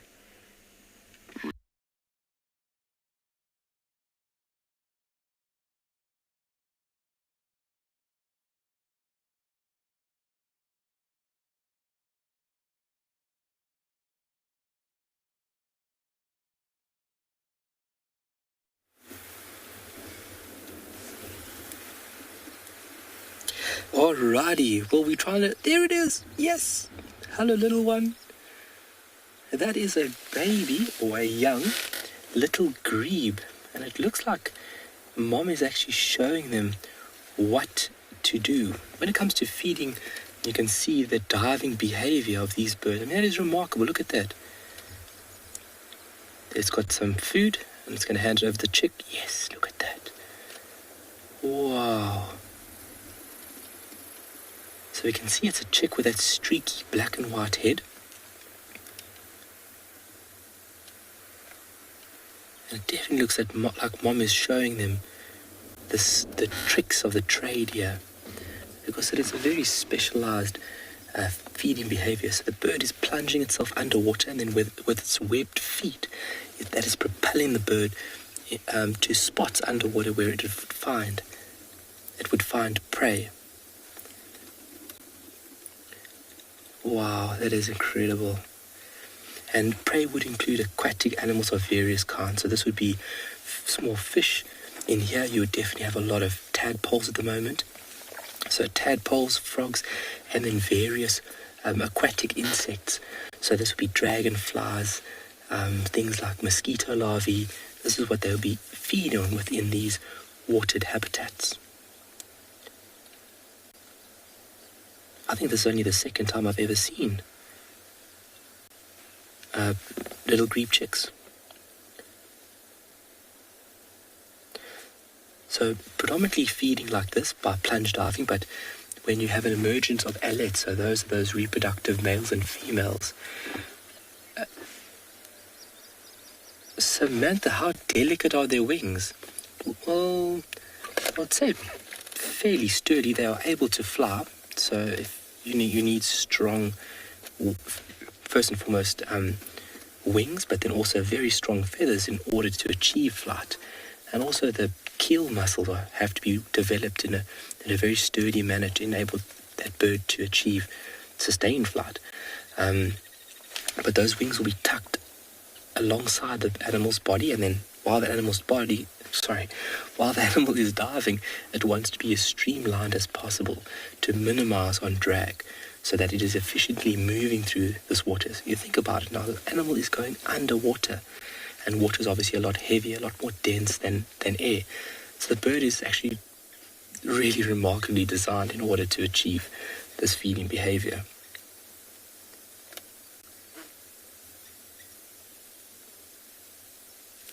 But they are really beautiful little chicks.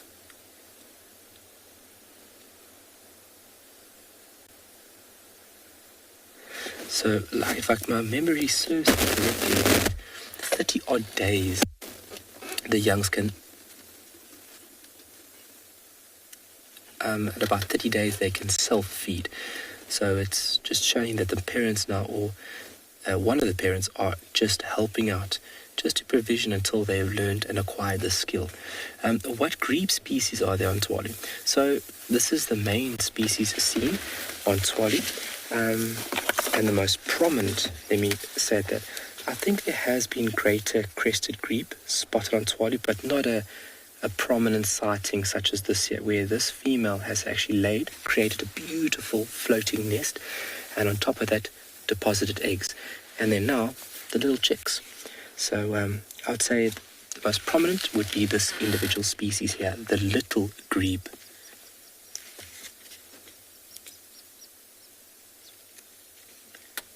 It's going to be quite daunting, plunge diving underwater where it's all murky and you can't see much, and now you've got to find food.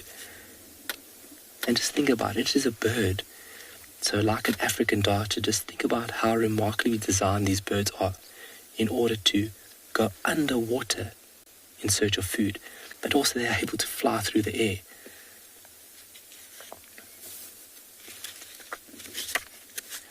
Just got my species list out. Let's see what other recordings are here quickly for us.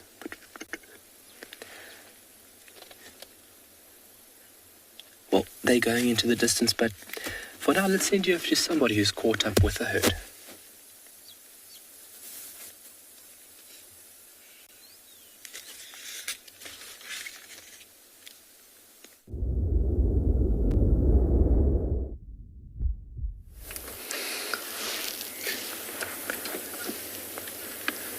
Well, everybody, we've caught up with our buffaloes moving through the long grass.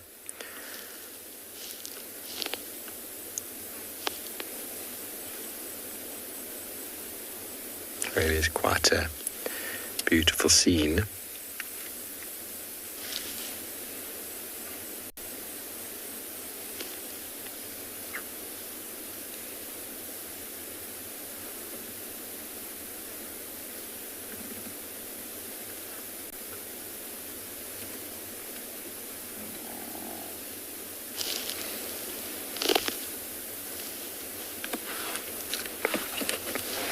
I enjoy spending time with buffaloes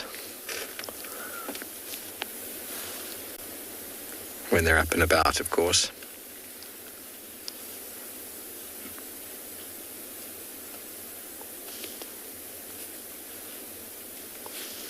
So, to talk about their breeding down in, obviously, southern Africa, where the seasons are very separate. We get the wet and the dry season. The breeding is very much focused on the wet season, so the calves will be born in the early season, and then the bulls, once they've gathered enough condition and strength, will mate towards the end of the rainy season, and then the calves will be born 11 and a half months later. Well, we see so many calves at the moment. They're all slightly different ages, about a couple of months even. And then the females, in very good conditions, can have a calving interval of 15 months, but normally it's closer to 2 years. Nice big bull coming here. They form very strong bonds with the calves.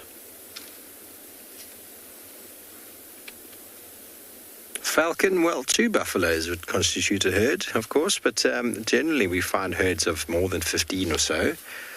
You can see that one at the back has just been testing the urine of the female. She's doing the phlegm and grimace. The female urinated, and the bulls will move through the herd to test that urine, which then tells them the reproductive status of that female. So you can get buffalo herds of 12 or so, 15, but that's generally quite small. They do accumulate in the region of 100, 150, 300 even in certain areas. They're highly affected by droughts, and they do very well in the wet seasons, especially the above average rainfall seasons. We're going to see our buffalo doing very well this year. Lots of calves will survive. Buffalo will be strong and fit.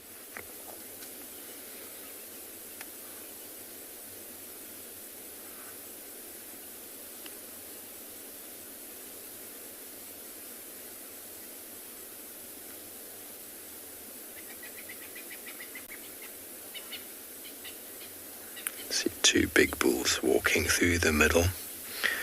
Prime bulls in the herd here, moving around, strutting their stuff.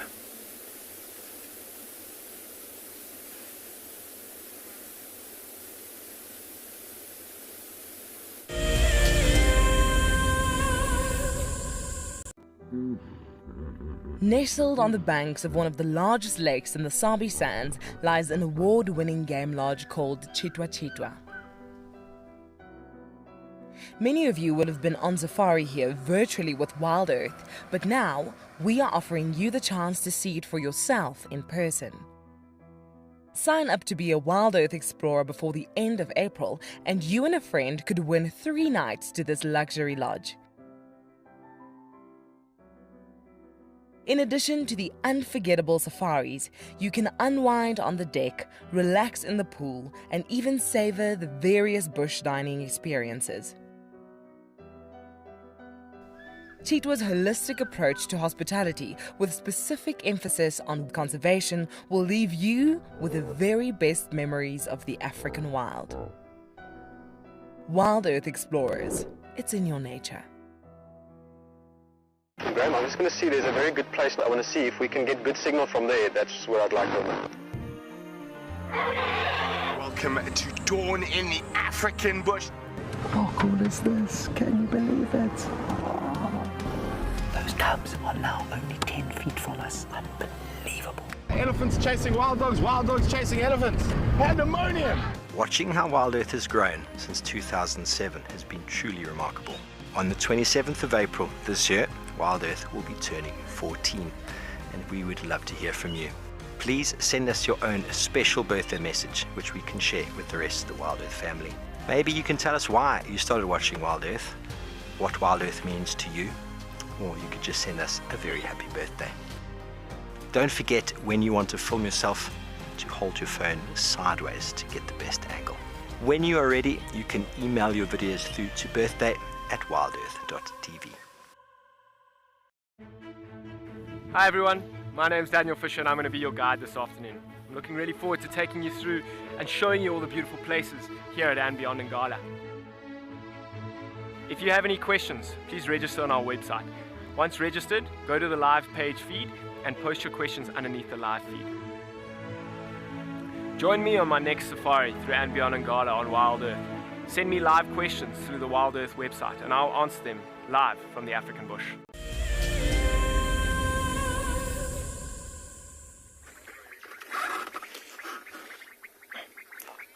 Welcome back to andBeyond Phinda, where we've got such a beautiful scene going on. We've got this waterhole that's usually not actually much of a waterhole, but since all our recent rains, we've got a lot of water around, and actually all these hippos have managed to find it. Got all these beautiful hippos and a lot of frogs being quite vocal, making a lot of noise all around us. I hope you can hear them. It sounds a lot like a bubble popping or someone bursting a little balloon, and they're actually called bubbling casino frogs. Very, very difficult to find, but you often hear them, especially as the sun's about to set. We're just watching these hippos move about now. See just the top of the hippos, or that one hippo. Now he's putting his head up. This is about the time when hippos start to get a little bit more vocal, a little bit more moving about. Often during the heat of the day, they're quite relaxed. They don't do a whole lot. But as it starts to cool down, they get ready to get moving for the evening. We know that hippos are quite nocturnal, so they do almost all of their feeding at night time. So just after the sun sets and that harsh sun is away, they will go out into the surrounding areas and find a nice bit of grass to graze on. Luckily here we can see, as we can see in the background, they don't have to travel too far to go and find a spot to feed on.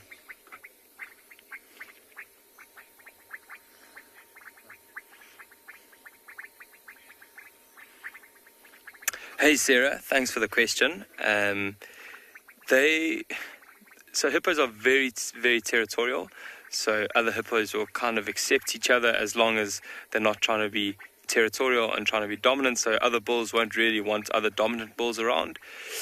And then in terms of other aquatic animals, such as crocodiles, they won't be too keen on having them too close to them. So they respect each other quite nicely. The hippos will keep away from the crocodiles, and the crocodiles will keep away from the hippos. You don't often see crocodiles too close to the hippos. I've seen in the past hippos chasing crocodiles away. So they don't really get along too well with other animals in the water. I'm sure fish, on the other hand, might actually have a nice symbiotic relationship with the hippos, where they might try and just hang around them, especially if the hippos are walking on the bottom of the waterhole. Often they'll kick up little insects or whatever's at the bottom, little bits of grass and things, and then the fish will go and feed on them. So I'm sure they don't really mind fish too much. As we can see, if we scan just to the left now, there's a few hippos really close together there. And it looks like a slightly shallower spot. We know hippos don't swim or float. Well, they can swim for a little while, but they don't float for very long. So they'll come up to the top for a little while where it's really deep, but go back down and run along the bottom. But that's quite a shallow spot. And all those hippos that we see now are all standing there. You can see the grass quite close to them, and yeah, that's how we know it's quite shallow there. Oh. So Sarah, you're just asking about hippos getting along with other animals. There we can see a slightly younger hippo getting a little bit close to an older one, and that older hippo not too happy with it. Looks like there's a young one there. You can see just to the left there, slightly younger hippo, maybe a calf, and mom wasn't too keen to have an adolescent around that might try and mess around with her calf. So that's why she just chased her away. So mothers with calves are very, very protective. They look after their calves quite a lot, and often actually when they're just born, they'll spend a lot of time just with mom and calf, quite far away from the rest of hippos, and after a few days, actually about 8 to 10 days, they'll come and reintroduce or introduce their calf to the rest of the pod. We're going to sit you for a little while at this relaxing waterhole, and we're going to send you off to Steve, who's also got some animals around a waterhole.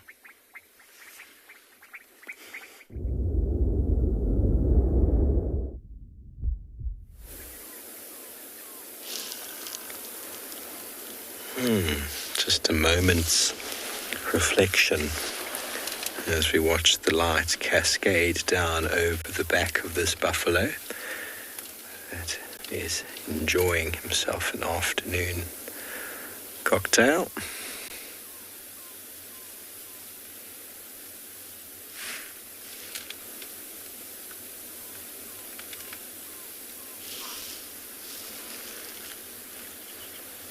Now I get asked the question, what is my allure with buffalo? Some people don't get it. Some people don't like buffalo. Buffalo are cool. They're always busy doing something. There's oxpeckers. There's ticks. They bash each other around. But I think maybe where it comes from is the amount of times I've walked buffalo. Buffalo on foot. It's always very interesting. Buffalo bulls. I've had many buffalo bulls on foot, many breeding herds of buffalo. And they're just they're such a charismatic animal, you know. Maybe the smell as well brings me back to a time that my grandfather used to have a farm down in Pietermaritzburg. I used to wake up early in the morning to go milk the cows. I loved it. I loved the smell. I loved the everything about that. And maybe being with buffalo brings back a semblance of that nostalgia.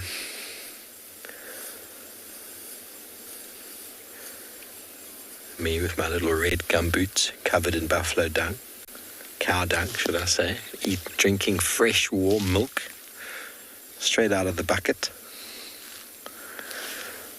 I mean, just look at the scene now as these buffaloes all start to emerge out to come and have a drink. This fellow who is drinking first gave a couple of disciplinary chat beforehand, and there's definitely some form of a standing here, hierarchical standing going on between these bulls, because two did not come and drink after he gave them a proper talking to, and now this one is going, "Can I join you?" And he's going to tell him no. Maybe he's going to say, "Yes, you can." These buffalo bulls will have become friends at a young age in the herd. They would have spent a lot of time together competing for the rights to get big and strong and to stay within the herd, and then eventually competing for the actual right to mate.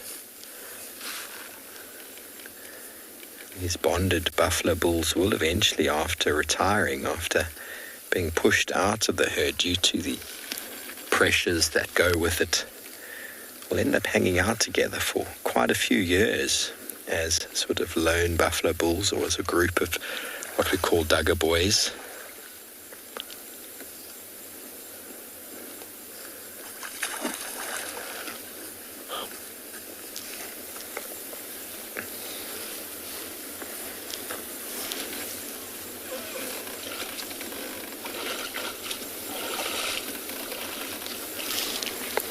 So well, the only two I can really tell you off the top of my head is the Sincerus Kafer, which is this one, the African or Cape buffalo. And then you get the Asiatic water buffalo. I don't know the scientific name of that one. And then you get the bison in America, which is essentially a type of buffalo. But then I don't know if there are any others, but this is the only one we find in Africa. The Cape buffalo. Anyone indigenous to Africa. There are lots of cow species in Africa nowadays due to European settlements, and many of the traditional tribes across Africa have taken to the many cow species as a form of livestock management. I mean, look at these oaks. Aren't they just pretty? Such a pretty picture. The beautiful lady in the middle. She's out on her first date with this young fellow. Here comes Omar to say, "What are you doing? What are you doing here by yourself, by the watering hole?" There's always that chaperone, isn't there? I jest.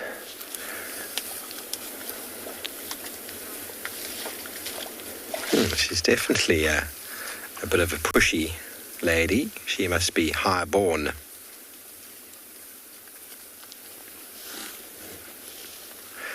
Okay, well, as she stares at us, gives us that 1,000-yard stare, the sun is setting in the background, and it's a beautiful scene here to just switch off and just have a listen to the splashings and grunts and feeding sounds of one of the largest herbivores on the African continent.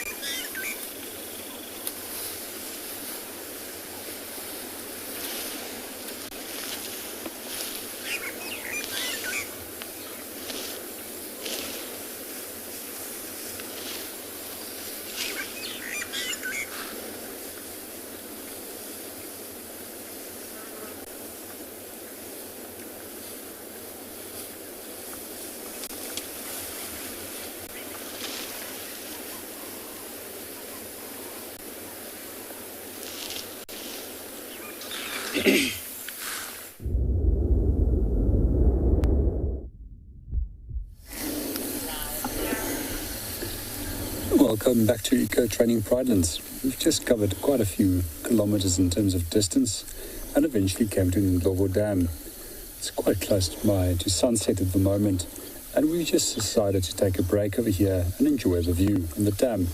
Currently there's some Egyptian geese in front of us and then also a giraffe directly behind it. Let's focus on something in the distance. We'll probably relax in the next moment and hopefully come down and come and drink.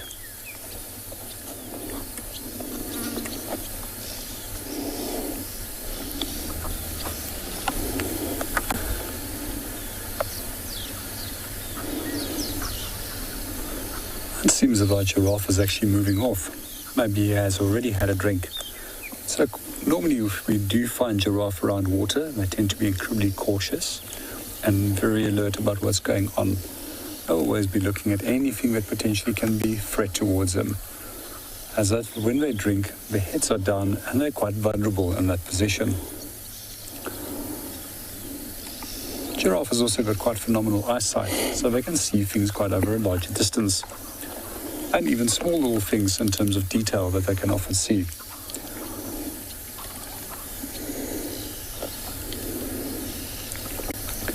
It is said that they can keep contact with one another up to distances of 3 kilometers, which is quite incredible.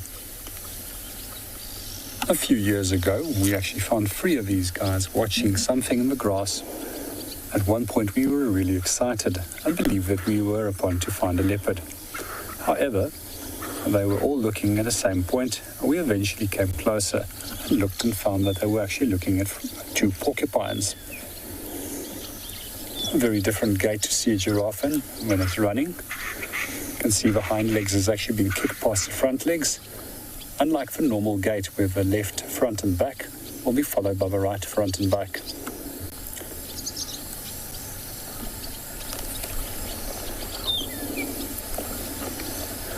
I'm not sure what has startled him. There's also an elephant that's making its way down towards the water. We're just going to focus our camera on him for a moment.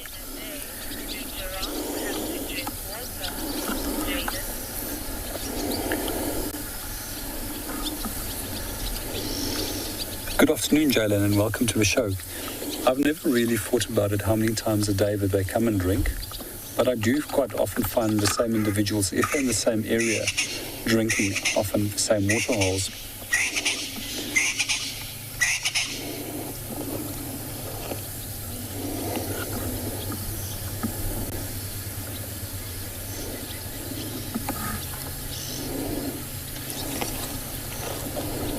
It seems that our elephant has also now disappeared into the thicket, of leaving us only with Egyptian geese and the distance of a dam.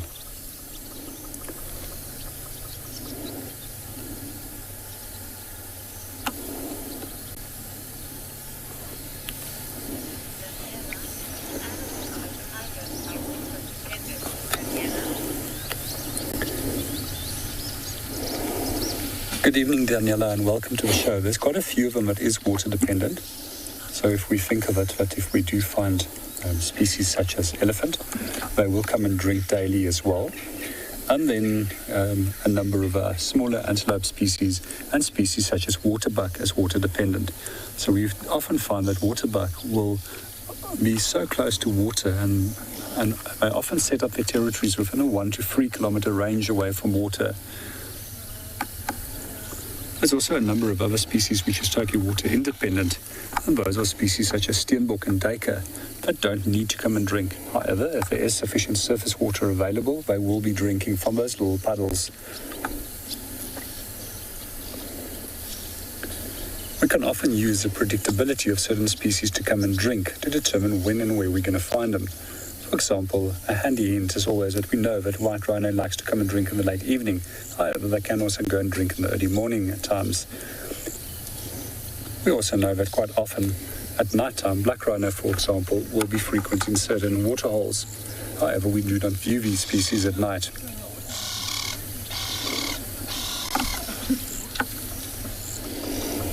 This morning we also used the predictability of a water hole and the tracks and the direction of a track of a lioness that we were following to determine where the direction she was. Having sufficient knowledge that she did have a kill over the last few days and had a large meal and needed some water to digest that meal, it allowed us to track her to the point where she went to go and drink before she disappeared into a rocky outcrop.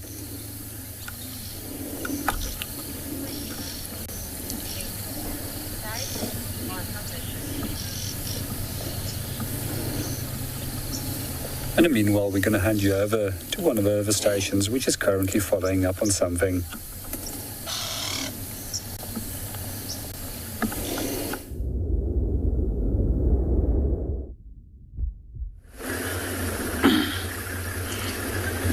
Yeah, we're now traveling east along this road.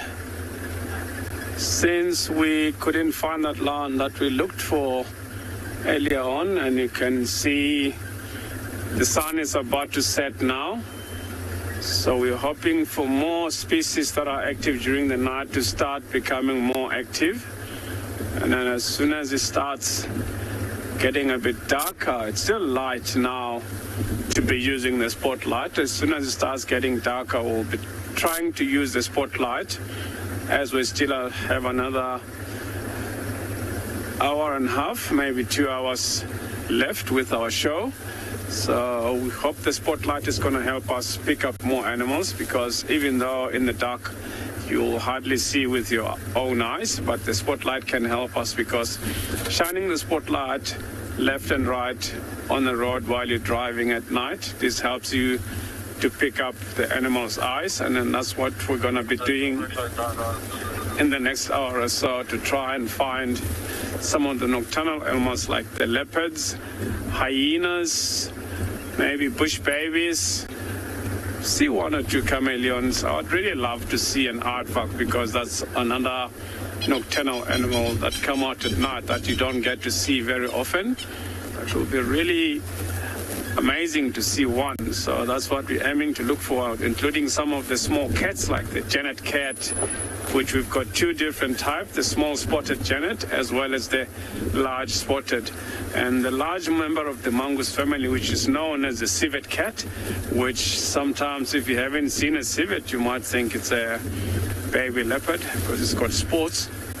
So that's what we're aiming to look for just in the next hour or so. once the sun is gone and it's got a little bit dark. So we're going to carry on down this road, see if we can find something for you, our viewers at home, to try and see before it starts getting dark. But let's hope we're going to find something before this light is gone. But otherwise, we're hoping to find something even if it's dark with the spotlight. I'm sure tonight we'll find something very amazing.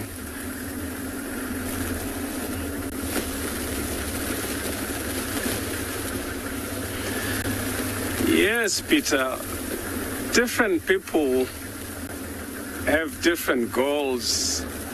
Sometimes you grow up wanting to become a guide. Sometimes you get inspired by some of your family members. Like I grew up or lived more time with my grandparents than my parents. So I got inspired by my grandfather to become a guide, because during school holidays, we'll spend a couple of days a week out in the bush, live off the land, looking after his livestock, and then home is just an hour and a half outside the reserve. And then while you're out there, sometimes you'll send me home, walk a couple of kilometers, get whatever he needs, and go back to where he was.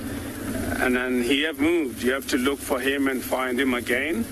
And then, like I said, home is just an hour and a half outside the reserve. In summer, during wet season, we have these very rare cases of lions, because the ground is wet in summer. So the lions will dig a hole under the fence, go out there, kill one or two of your livestock, and then go back in the reserve. So on your way home, along the path, you never notice anything.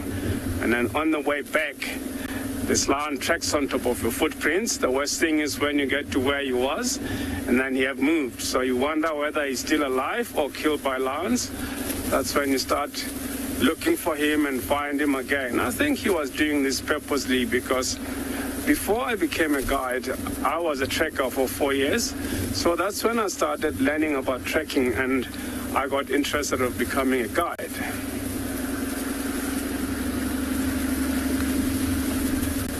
So even for you, Peter, you can do this.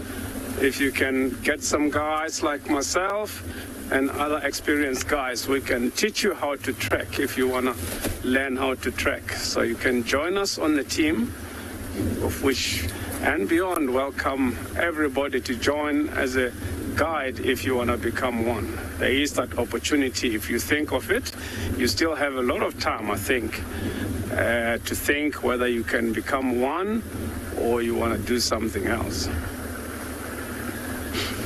So we're just going to carry on down this road and see if we can pick up whatever is going to be on the road for us, and hoping that it's going to be something very exciting along this road. So we're heading down towards another riverbed now.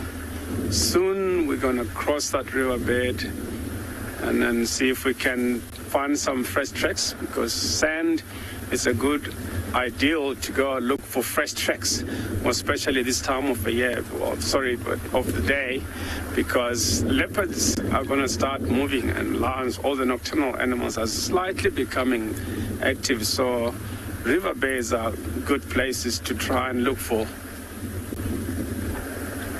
those tracks.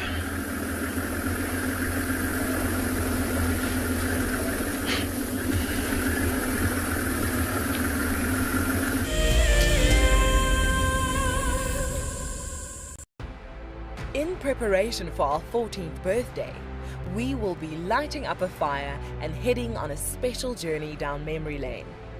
Join Lauren and Steve on the 11th of April for a sentimental look through the archives. The missing cubs have arrived! Holy moly, everyone, this is incredible stuff. Oh my goodness, everyone. Oh, there's two. Who better to have as special guests than the WildEarth co-founders Emily and Graham Wallington. They'll be answering questions about WildEarth's fascinating journey since its launch in 2007. Sign up to be a WildEarth explorer and join us straight after the sunset drive on the 11th of April for what promises to be a remarkable evening.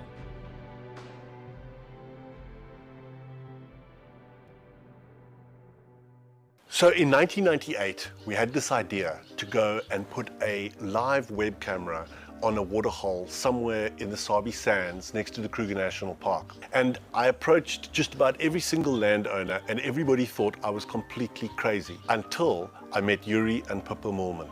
We thought it was definitely a fun idea and a worthwhile thing to experiment. And it immediately became a runaway success. And it gave people all around the world the opportunity to watch a little piece of Africa day and night. Back in 1998, it was the very early stages of the internet.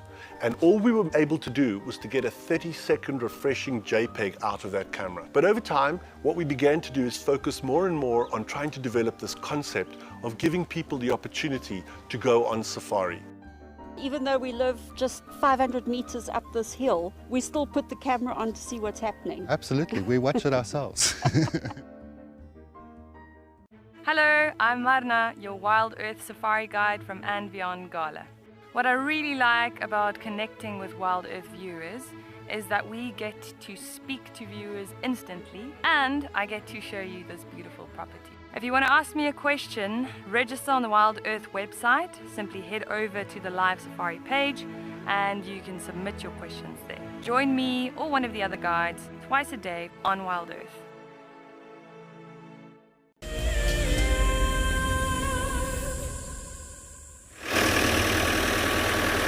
Well, welcome back to a very scenic bumble that away. So that'll be due west. We have located the meerkats, but unfortunately they are in an area where there is very poor signal. And we do not want to give you guys a patchy picture. We want to show you folks quality. So we've decided to leave the group of meerkats and we are heading due west. And we're going to scope this first dune. We're going to see what's in between the dune street. From there, we're going to push on further west. That is a spectacular afternoon with these clouds that we have around us at the moment. And the temperature has gotten a little cooler. Good afternoon.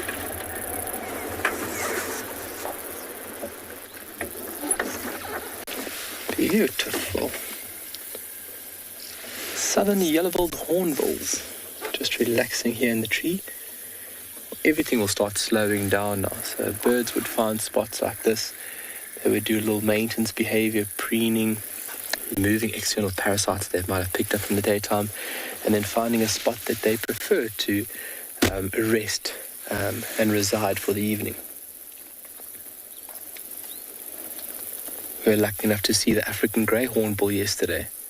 Oh, what is it one day? Which is a very beautiful species, but all in all, I love the flight pattern of hornbills. Still a few that I need to see through Southern Africa, which is a great privilege. And then I wasn't lucky enough. No, I was not lucky enough. I didn't get the opportunity, it's at that, when I was in India to see the greater Indian hornbill, which is a very, very beautiful species of hornbill on this big, beautiful blue planet. But all characterized by that very, very long decurved beak. What this individual's doing. Hopefully there's no chick in there. Of course it is trying to open that top part of the nest up. Oh. Got such a fright. So it is trying to make a hole, and it looks like it is trying to get into the nest. Hornbills do eat a wide variety of food items.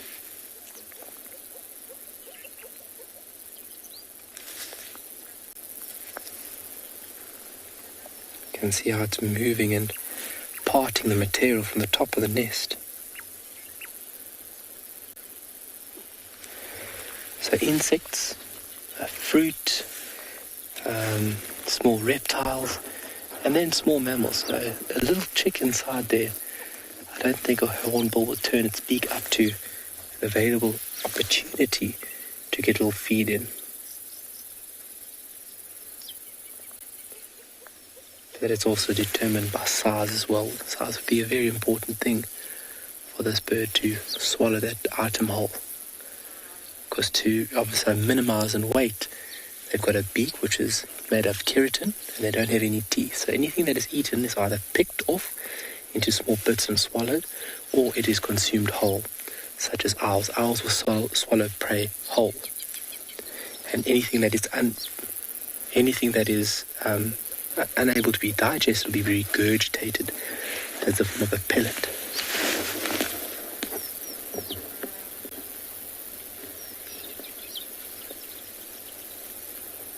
At first I thought there was maybe those armoured ground katydids.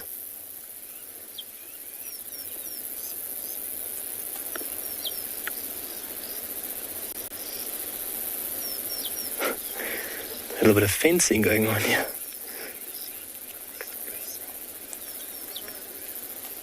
Oh, getting quite aggressive.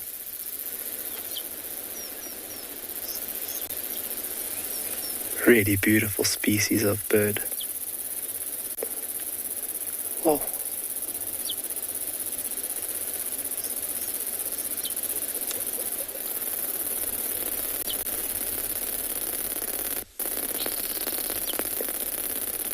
So my colleagues on the other side of the country are very lucky to be able to view the ground hornbill, a remarkable bird in terms of its size, but then in correlation, just like these birds, they also incarcerate themselves into natural tree cavities.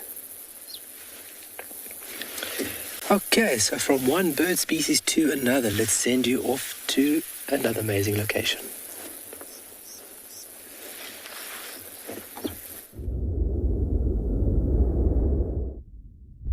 From the west, because the time when I book Welcome back, everyone. Well, we found a tawny eagle feeding on looks like a monitor lizard. until to just on the radio as well about the lions. They are crossing back in. from Zimbabwe. Cobbe fan, I'll come join you shortly. 2 tawny eagles here. Okay, the second one is about to arrive back. Wonder if he's going to court his lady a meal. Well, we're about to see a little bit of Impala fight as well. It's all happening. It's all happening. This boy has just run across the road. Tail erect. Licking his lips in anticipation for a battle royale with another male who's walking behind him now. They're sizing each other up. Could lead to a confrontation over the ladies. Impalas don't provide monitor lizards for their ladies. They fight. The male to hold the best territory, to sing that beautiful melodious Impala song. Joking, there's nothing melodious about it. Gets the females, but tawny eagles or large birds of prey generally mate for life.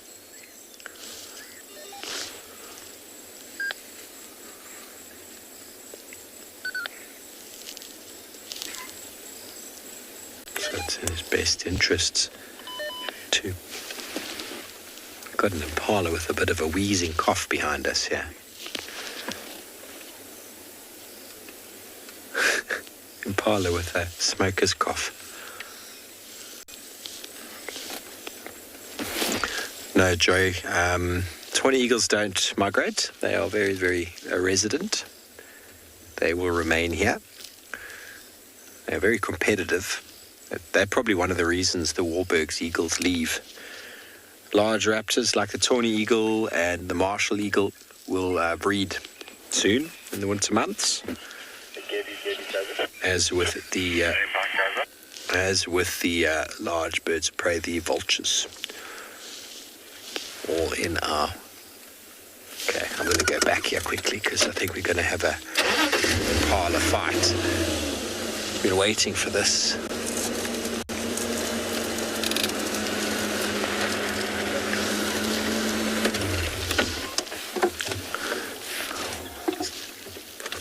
fellas out in the open there.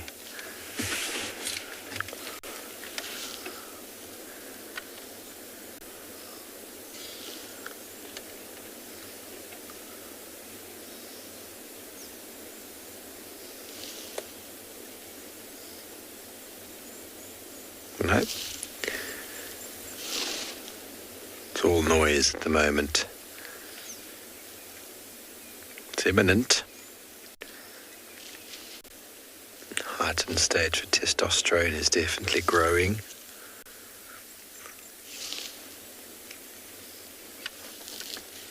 So I haven't seen a Warburg's eagle in a couple of weeks. They've already gone, it seems. They're one of the first migrants to arrive. Intra-African. They don't go further than the Sahara Desert.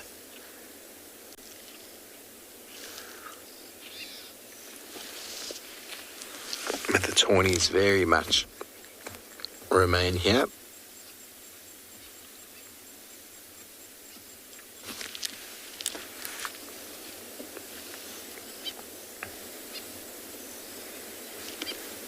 Okay, well, we're going to go over to some lions, if that's right with all of you. We've got them on the road, coming back into Djuma. Beautiful, beautiful afternoon.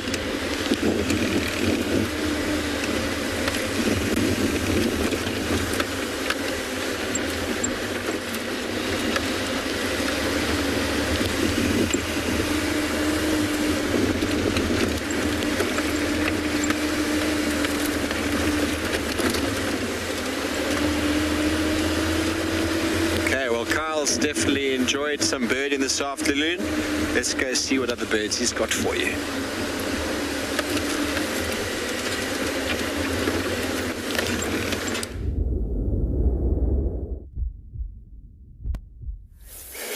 Steve, when am I never birding?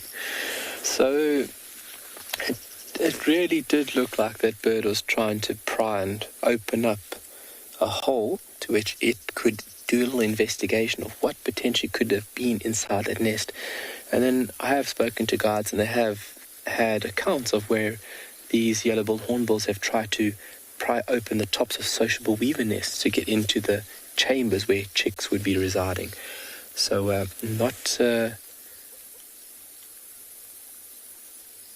still busy on the other end there. So not totally uncommon for this individual to be looking in these nests for any chicks.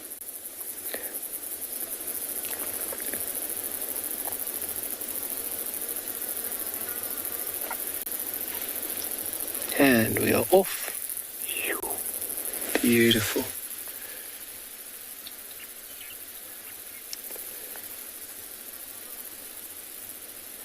I just find it truly remarkable that these birds have to find a natural tree cavity. Think about that. If you have ever been in the African bush while driving around, how many natural tree cavities do you see? And these birds have to find them in order to breed. Because they do go through a full molt when it comes to changing over your dress code, let's say, changing from old to new feathers. Some birds do in a progressive manner where they lose a few feathers and then it grows in a few days. Some birds are flightless for a certain period, but these birds give what they refer to as a full molt, and that's very important because the feathers then would line the nest for the young chicks. Wow, how beautiful. BK. Wow, wow, wee wow. So looking very beautiful. And I think the illumination on that cloud in the next half an hour or so is going to be spectacular. So we're going to keep on heading west so that we don't miss it, and we'd love to show you. It's just very beautiful. I love clouds late afternoon. I love too much.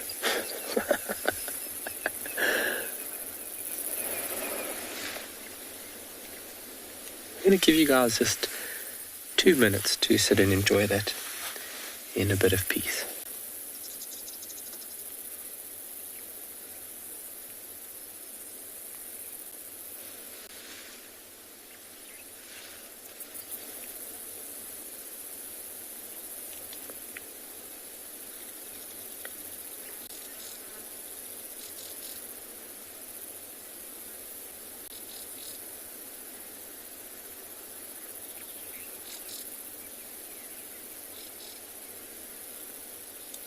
Julian, it is a very, very pretty sky.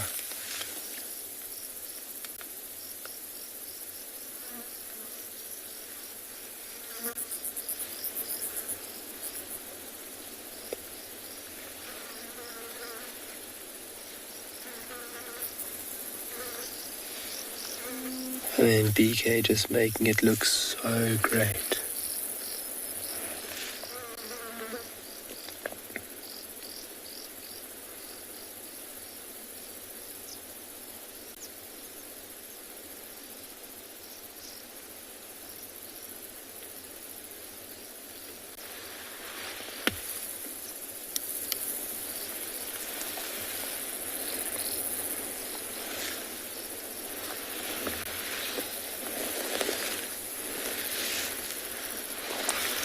Well, let's drive into that a bit. Let's keep this sturdy horse going. And let's see what we can find. So I'm losing a bit of light, and obviously those clouds, it would get a little bit darker a little bit earlier. So I want to utilize the light, so if we can find something for you, we definitely want to provide. That's a common ground category. And it has got a little chilly. The jacket's going to come on very, very soon. I'm not a big fan of the cold. I like heat. But I'm actually looking very forward to this winter, and I think we're going to have a very cold one. With all the water sitting underground, what they refer to as the tabletop, what they refer to as the tabletop.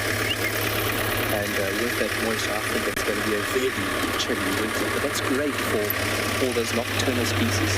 They would utilize the warmer period of the day in order to come out and seize those very good opportunities.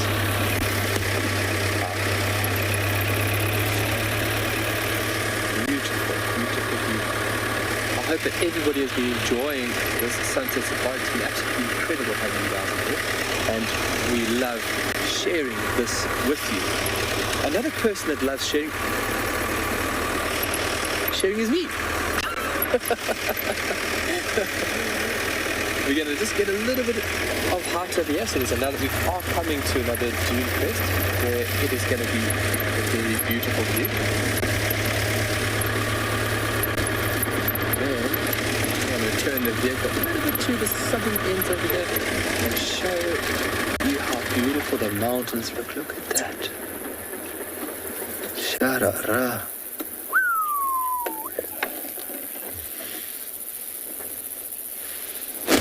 Well, another person that loves sharing is Steve.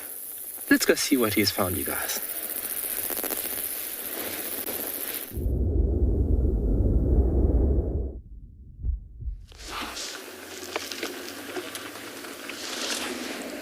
Welcome back, everybody. Well, we do have the lions hunting. Two male Impala started absolutely having a go at each other. The third male, who clearly his territory, came chasing in to fight those two off. And these lions came all running from Boitela, or from Triple M to where we are now. All of them, except for Dark Man, came in with some speed. They're actually going to walk right past me here. Hello. This one's also going to come. So they're listening to the sounds. They've gone right in there. The confusion of these males rutting, these lionesses have learned, is a learned behavior. They know that these animals are going to be not very vigilant. They're going to be fighting. Hello, beautiful. And it makes for an easy meal. And so with them moving like this, there's a very good chance that they're going to catch one of them, but obviously nothing is foolproof out here. The lions, as good as they are at hunting, they just came running straight in. No, we're just listening. Let me just turn around, because most of them are in the block here to my left.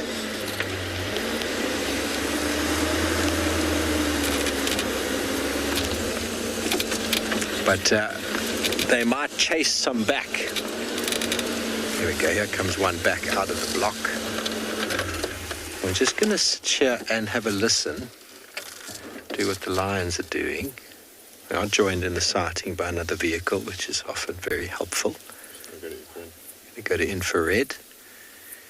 The impalas are still shouting up ahead there towards the gate.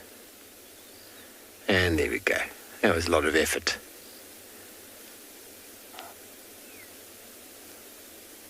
Now this lioness I found right at the close of the show last night. As I said goodnight, she materialised in front of me on quarantine. I recognise that sore on the top right of her head.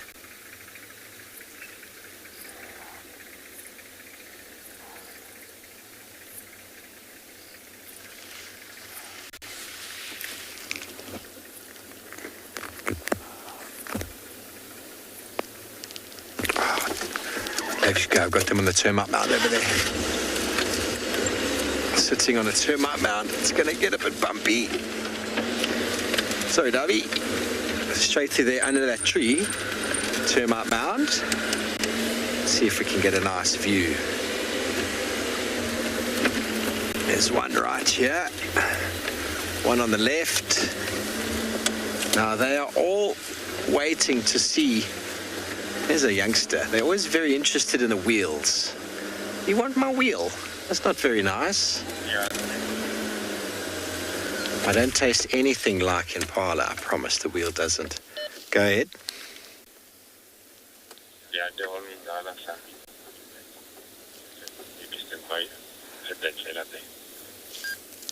Okay, come it.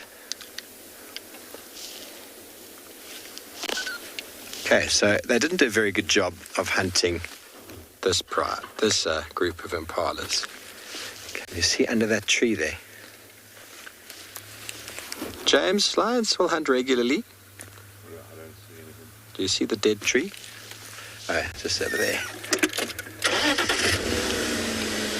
They will hunt quite regularly. They'll hunt every day if the food's available.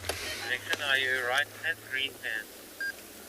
They hunt every day if the food's available, twice a day, 3 times a day. I've seen lions hunt 6 times in a night.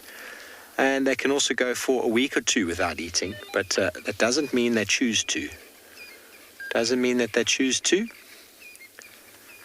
Sometimes they hunt more than others, and sometimes food availability. There's definitely peaks in what they feed on. There you go. Oh! And sometimes it's each other. Sorry about the back of the car there. The male's calling.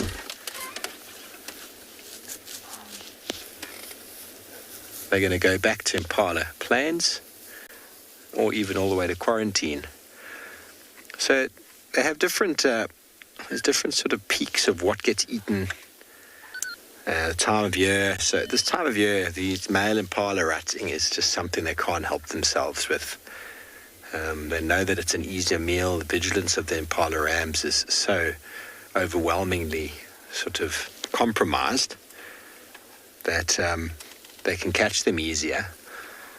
And in the full breeding season, when the females are dropping lambs, the lambs obviously snapped up by absolutely everything. So there you can have lions eating many, many Impala lambs in one day.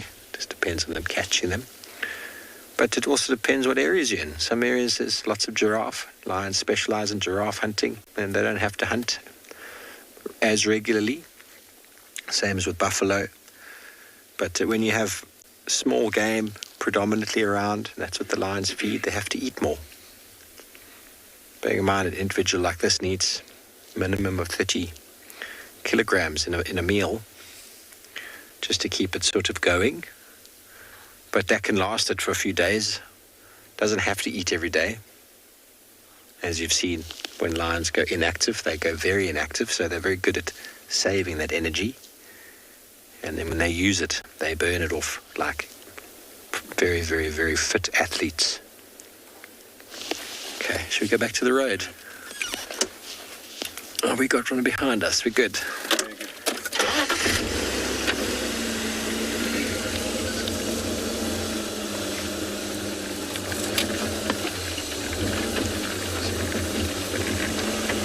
Okay, and the lions are just over there. Just on the side of the road. This is something that they will do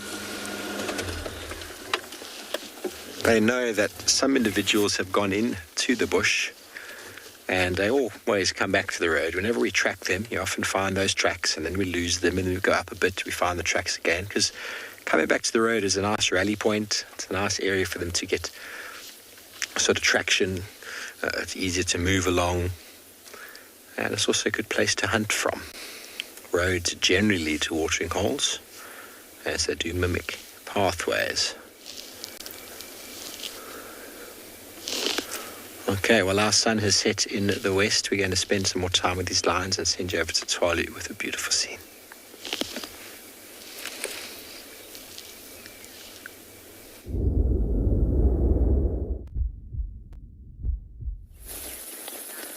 And a very beautiful scene it is. A lovely group of Springbok basically set in front of this beautiful setting sun. It's quite a large group, but groups are around about between 10 and 15 individuals. And then through the favourable periods, you can get hundreds in these almost uniform moving herds. In some areas, even thousands.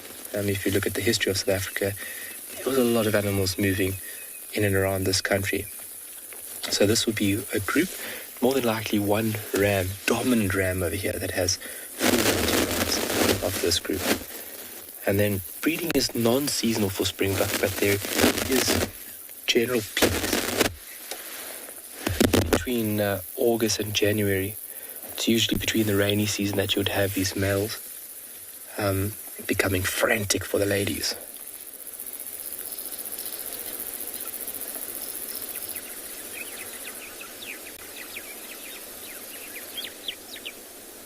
We're also coming into a period now where you could have also second lambing.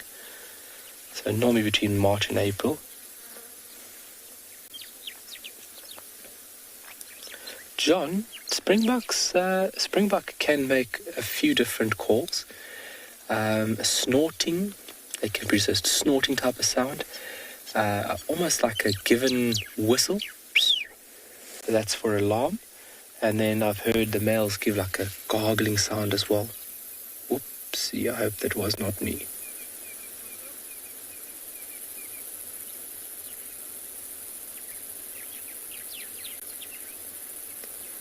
Just herding them into a better position for you. Really beautiful. I need to move the car back there, but be careful. Oh, there's a gap coming up.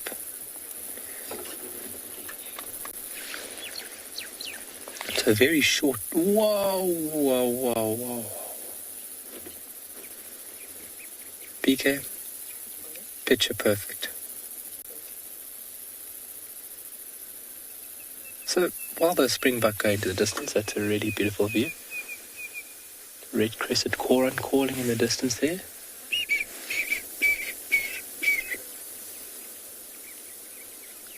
It's bidding the sun farewell until tomorrow.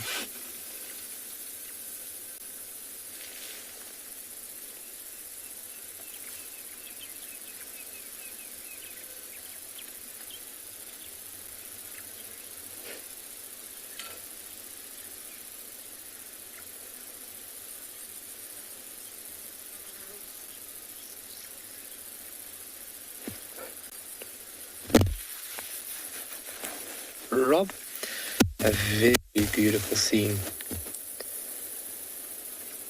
I couldn't agree with you more.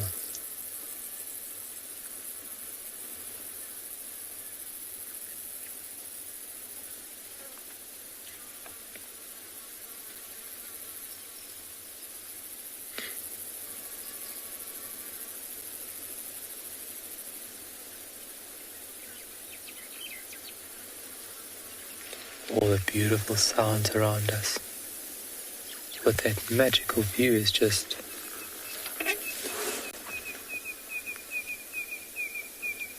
beautiful.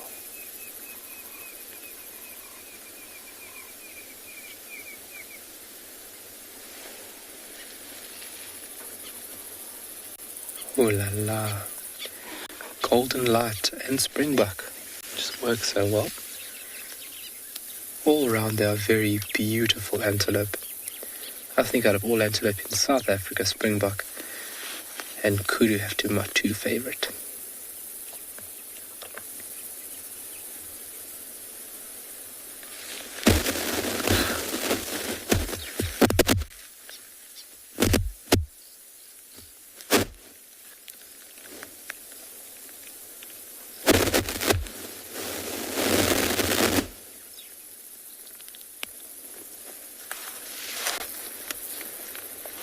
One of those perfect scenes.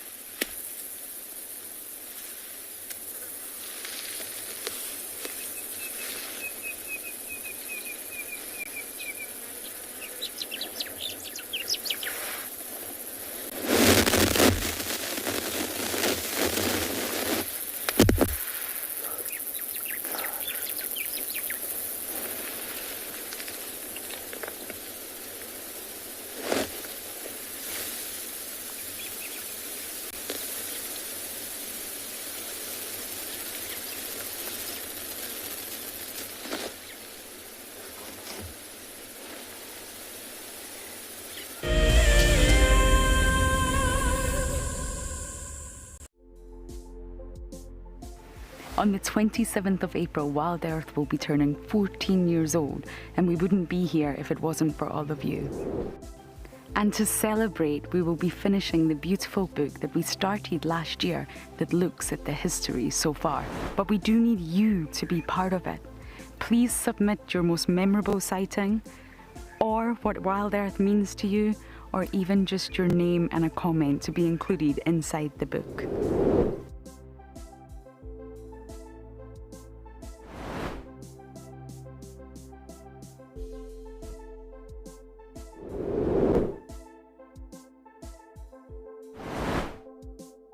Head over to the website to add your name and reserve your copy. And a big thank you to all of you who have contributed to the book so far.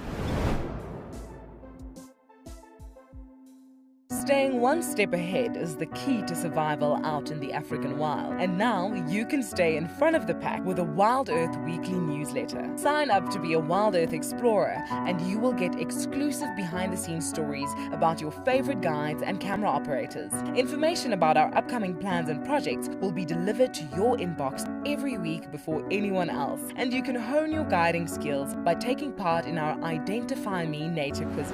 WildEarth Explorers, it's in your nature. I got into wildlife filmmaking because of a passion for nature and a notion that I could make a difference. Helping others fall in love with nature brings meaning to what I do. It's also a lot of fun. A couple of times per week we receive some very heartfelt messages from viewers telling us about how WildEarth has made a difference in their life, whether it's helped them through a difficult period or simply helped them to reconnect with nature. I think that's why we do what we do.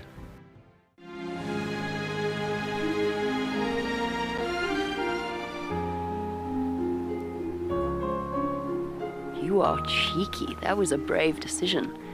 Amber Eyes is... Oh. That is so magic. That was absolutely wonderful. Amber Eyes just gave that cub an enormous hug.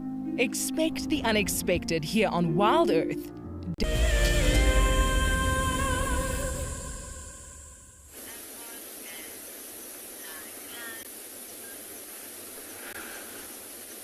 Wow. Welcome back to Ngala to all our viewers at home. It's still me, Dyke, and Mpo on the camera behind me. I'm sure you've been asking yourself questions, where are these guys now? This is what we've been looking for, so we can enjoy this just after the sun has gone behind the mountain.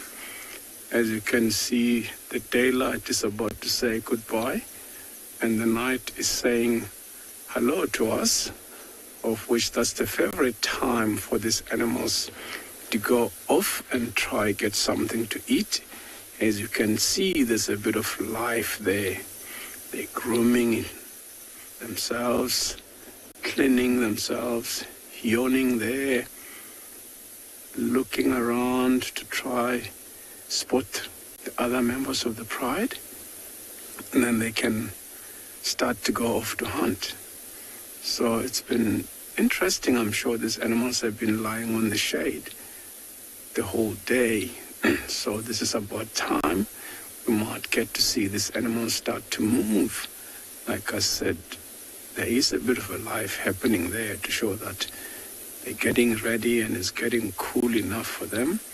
So they're going to be on the go the whole night, trying to find something to eat. As you can see, that beautiful Birmingham young male playing with all the cousins in the middle there. He looks like one of the Ross males, but he's not. This is the Birmingham young male. It's just getting bigger every day. As you can see, standing up. It's walking now, following the other one. There goes the stretch. Getting ready to sprint for the night. Yeah, like here, it's only two big lionesses, of which we cannot see now. The two that are lying there, the two young ones. As you can see, two young males there with a little bit of a mane. And then that Birmingham young male will have to play a role participating on the hunt when these animals go off to hunt, because it's just the two experienced females that are not there on the picture. They're just lying somewhere in the area. Maybe the reason we're not seeing them because they're the two experienced females, they might have started to move ahead of these animals. As you can see, these guys are still young, they're still playful. As soon as they realize they've been left behind, they're going to quickly get up and try catch up with the rest of the pride and see what's happening there. See, that's very cute the way they're playing. That's just like cats back home. There we go. This is part of just learning how to tackle the prey species the way.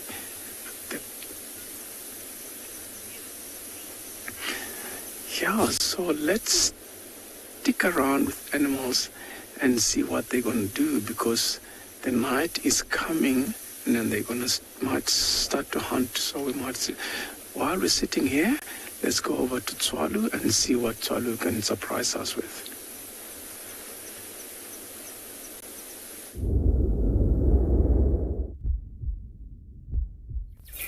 Just before we lose it, BK would love to pan you folks across the western sections that are looking very pretty right now.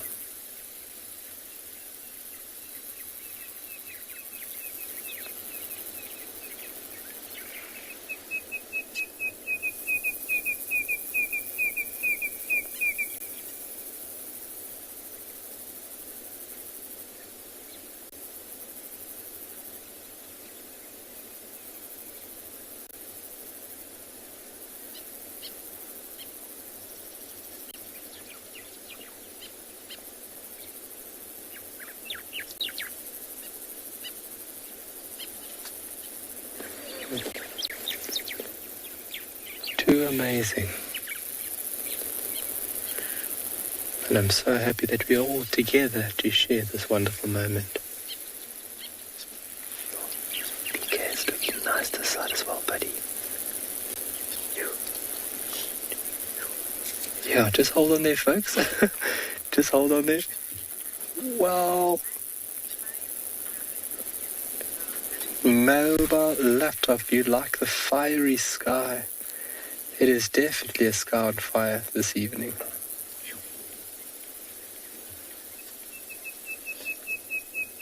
Very beautiful. All the different shapes, shades. There's soft bits, there's hard bits, there's sharp bits. It's just so much to look at.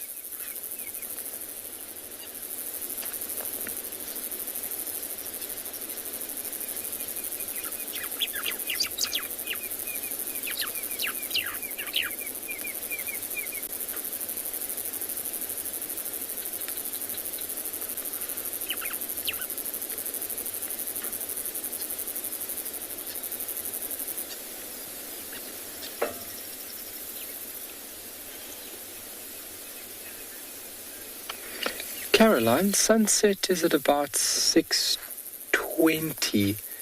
I'm not too sure the time now, but sunset, if I'm not mistaken, is about 6:20 odd. But then this afterglow still remains for a little while. Obviously, the sun's rays reaching up and above onto these clouds. This is this beautiful red illumination that you see now. So it's just the angle of the sun and the rays hitting the top parts of the clouds, giving us a very spectacular scene.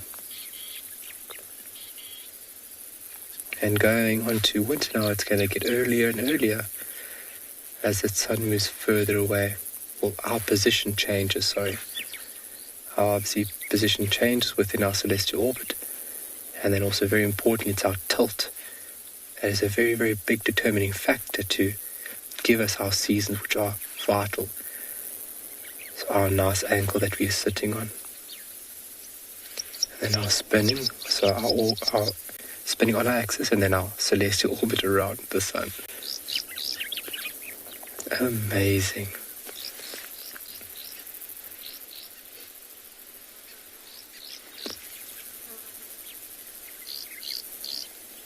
Well, let's send you over to some large carnivores.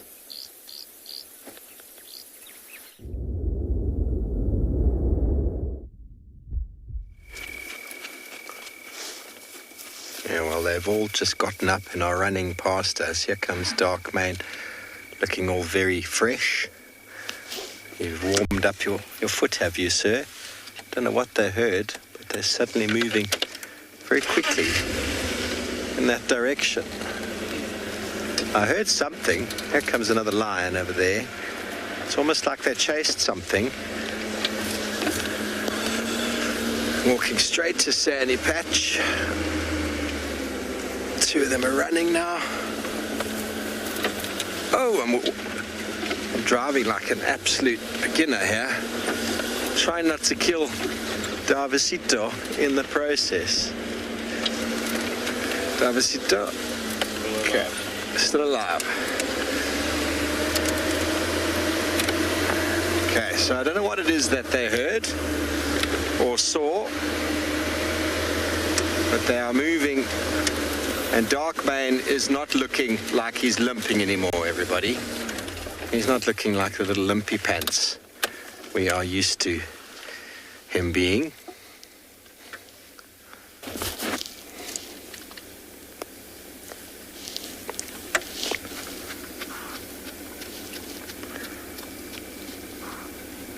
And another one. Hello.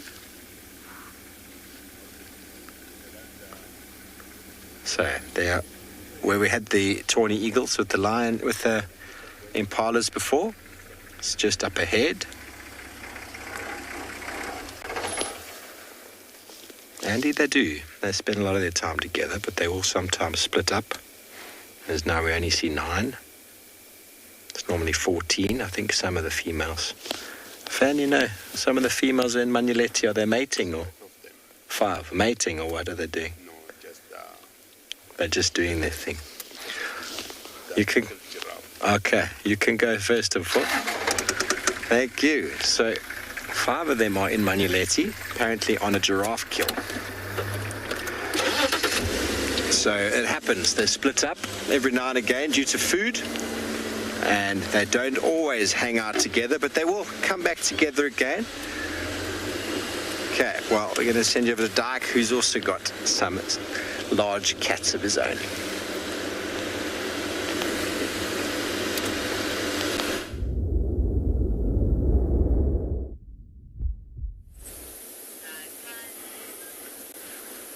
Here we go again. So, like I said, these lions, you can see they started to move, but this young female that's standing in the road right in front of us, if you look on the background where she's looking, you can see those little lights that looks like fireflies.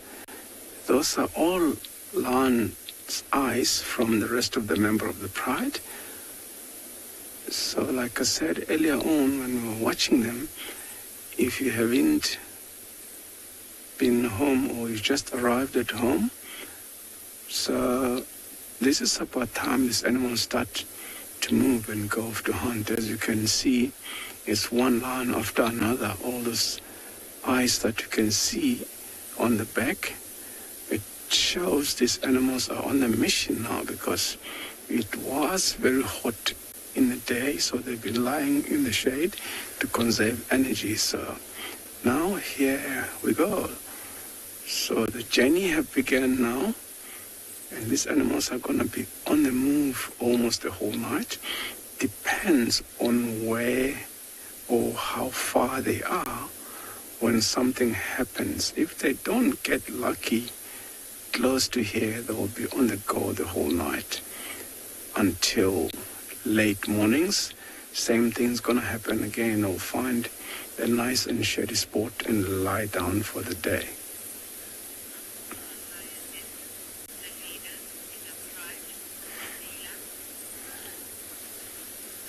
Yeah, good question there, Vila. And it's not all the lionesses that are leaders. There's only one lioness that will lead the whole pride.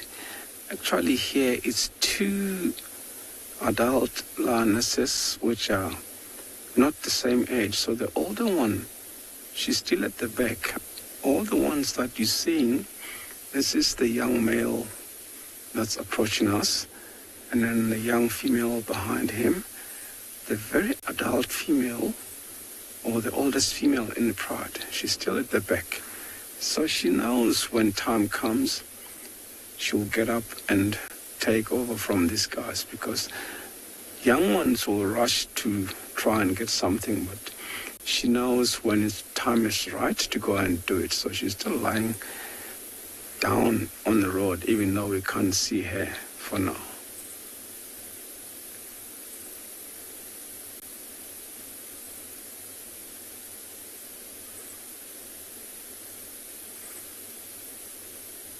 There's more ice way back there behind the one that's approaching us. That could be her slowly.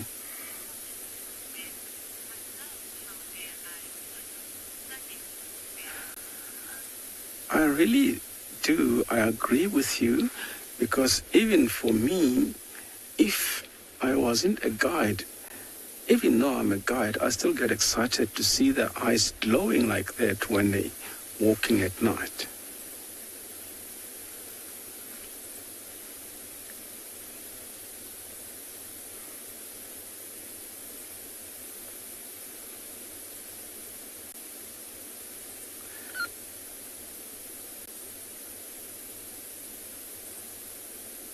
Unfortunately, I was hoping, because all I could see, it was just the eyes glowing from a distance, as we spoke about just now. I was hoping this is the older lioness coming to take over and lead the way. Unfortunately, that's the sub-adult male, the 2 years old. So he's the one that's joining his brothers and sisters. And then the one lioness must be still lying at the back. But at this age, these animals are old enough to catch things by themselves. You never know. This wildlife can surprise you. They can as well catch something before the adults even come over to start leading the hunt.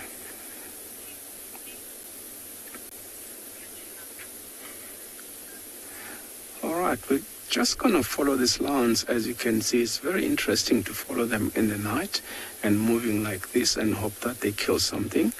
And then while we're here, we're going to go over to Steve and see what Steve got for us for the night. See you guys later.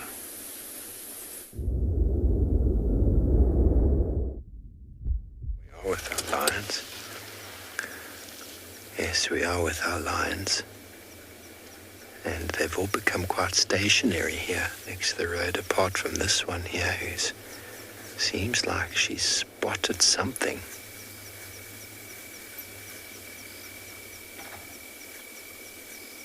Lots of Impala around here.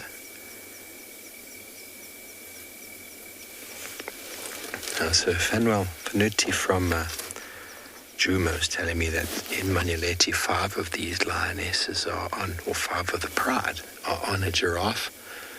And there's a male who's hanging around there that's been giving dark mane a little bit of a hard time. So maybe that's why he's trying to fix himself up again, starting to walk with a little bit more pride. With the pride. When he started moving, he first had a bit of a limp and then he quickly shook it off. It's quite amazing how quickly they do shake off these injuries, although he has been carrying a broken foot for nearly 2 years.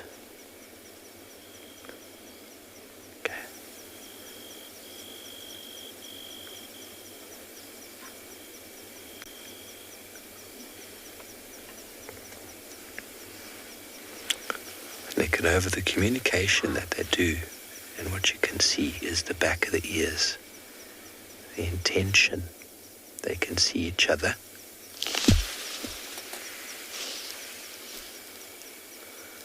There are impalas alarming further off to the left-hand side. See how these individuals are going to try and, they've seen where those ones are looking, and they're going to try and figure out a net like formation so as to sort of position themselves where other individuals or where impala might run. And I can hear some movement.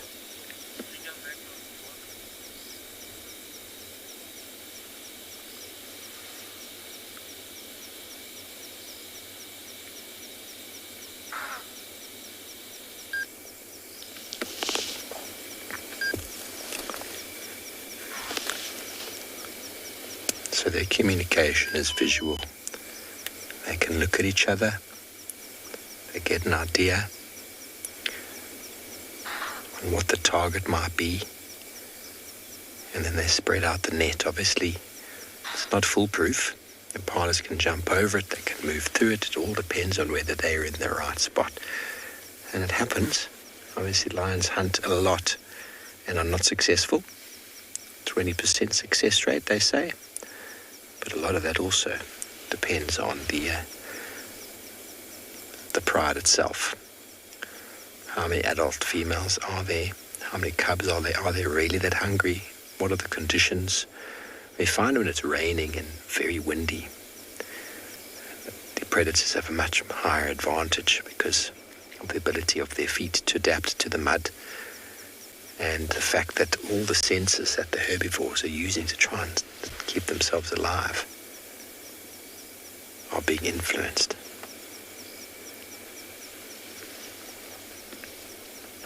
But if something happens, we will know, we will hear it, and these individuals will run. Alison, no, one impala will last about a minute, maybe 5 minutes. You see, he's not far off. He won't miss out on the action. He'll be in there very quickly when the action happens. Me? He looks so guilty, doesn't he? But that's why I say the amount of animals that impala actually hunt, that lions actually hunt in an evening, it's hard to quantify because there's nothing left. They eat and they kill something so quickly that they often will feed on a number of animals in one evening. You won't even know about it.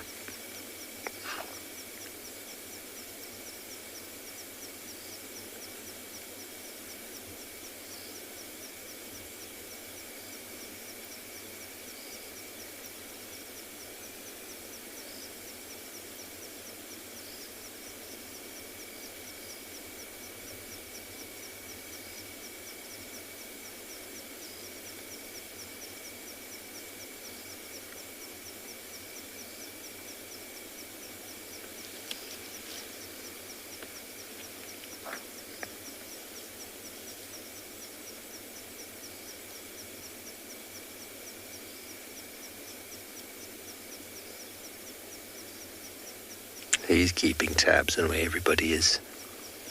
It's his meal ticket.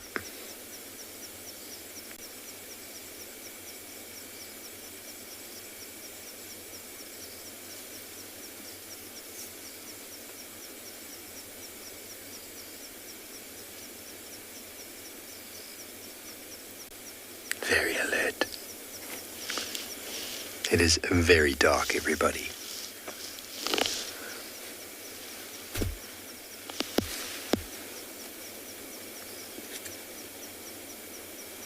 Yes, it does sky massive anticipation and excitement, and I can tell you one thing. Having the infrared makes it a lot easier to see them, and we can see them moving around. I mean, obviously when lions are hunting in the darkness, you want to have no lights on, so you miss so much of what they do. You often will see them, switch the lights off, because there's animals to be hunted, and then you switch off and you listen, and then the kill happens. But with these amazing infrared lights and cameras, we're able to actually witness this in the cover of darkness. So I can't see him. I'm looking at the monitor, and for many of you out there that might be on your first game drive one day, sitting out on the back of a vehicle with these big fellows around, just sitting there can be a little bit daunting. And when they're feeding, the noises echo right through your body. I mean, he can see clearly. He's looking right past us. He's looking at some Impala somewhere. He's looking at all the Pride members. He's watching the plan unfold, almost like a great statistician or a tactician, a general. Can you see how the lionesses are all moved around at the side?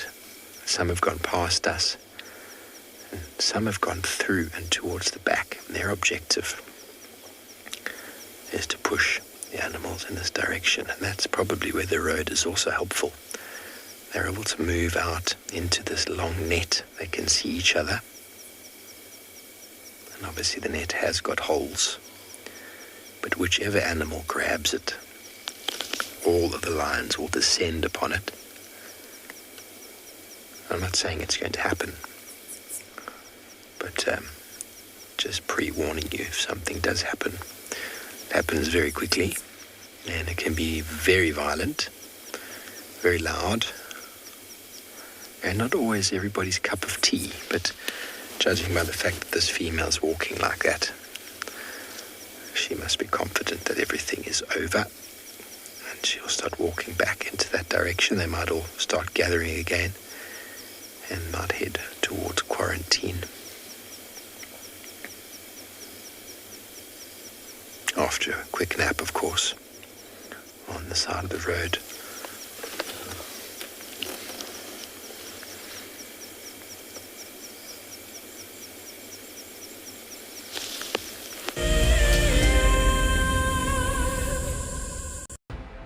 In preparation for our 14th birthday, we will be lighting up a fire and heading on a special journey down memory lane. Join Lauren and Steve on the 11th of April for a sentimental look through the archives.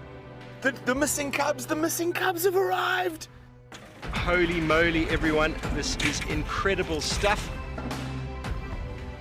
Oh my goodness, everyone. Oh, there's two. Who better to have as special guests than the WildEarth co-founders Emily and Graham Wallington. They'll be answering questions about WildEarth's fascinating journey since its launch in 2007. Sign up to be a WildEarth explorer and join us straight after the Sunset Drive on the 11th of April for what promises to be a remarkable evening.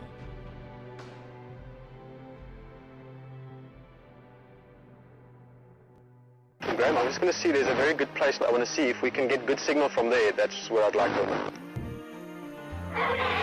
Welcome to dawn in the African bush. How cool is this? Can you believe it? Those cubs are now only 10 feet from us. Unbelievable. Elephants chasing wild dogs chasing elephants. Pandemonium! Watching how WildEarth has grown since 2007 has been truly remarkable. On the 27th of April this year, WildEarth will be turning 14, and we would love to hear from you. Please send us your own special birthday message, which we can share with the rest of the WildEarth family. Maybe you can tell us why you started watching WildEarth, what WildEarth means to you, or you could just send us a very happy birthday. Don't forget, when you want to film yourself, to hold your phone sideways to get the best angle. When you are ready, you can email your videos through to birthday@wildearth.tv. Hi, my name is Tristan Dix, and I am a guide here at Djuma Private Game Reserve for WildEarth. We love connecting you to the African bush, and we always look forward to all of your questions. If you want to ask a question on WildEarth, you'll need to register on the website. Once registered, go to our live safari page and submit a question below the live feed. Catch up with me on WildEarth.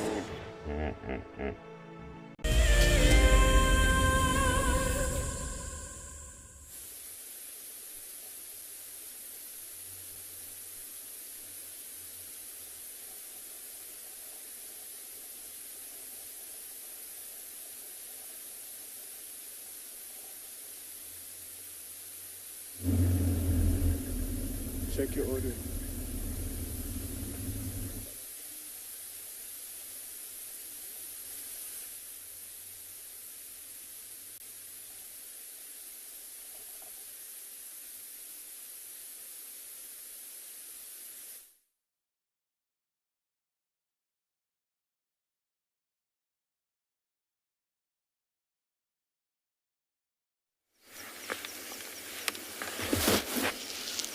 Sorry about the technical issues there, everybody. You haven't missed anything on our side. Dark man is looking all regal. Looking off in the opposite direction.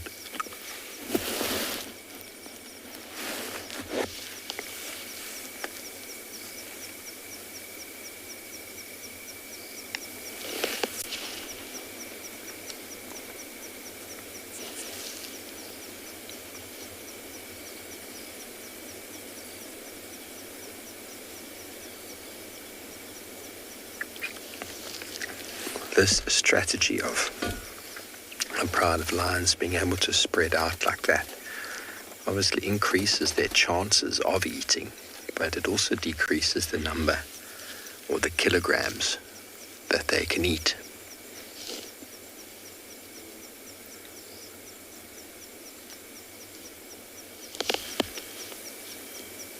It's also perpetuated a very strong genetic code. Lions are very competitive. There's no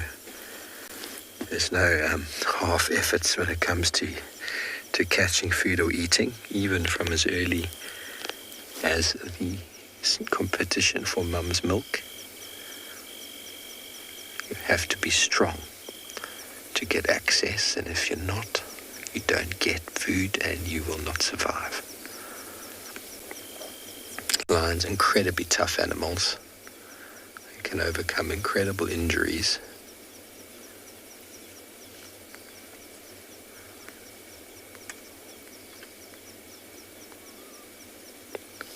Alison, yes, of course, different types of manes, darkness or blonde, is definitely a hereditary sort of gene passed on, but bearing in mind the male is only half of the genetics in the cub. There could also be more than one male's genetics. And then the female, so her father also might have been a dark mane, or he might have been a blonde mane. So that definitely plays out, and it's all about how those genetics play out and how those codes work together, which give you the recessive versus the dominant gene.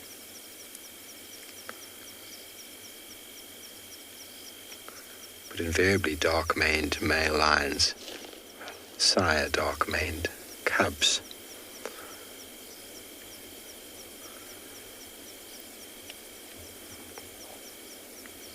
There's also definitely a testosterone development, which assists in the thickening of the mane. Sort of aggressive point.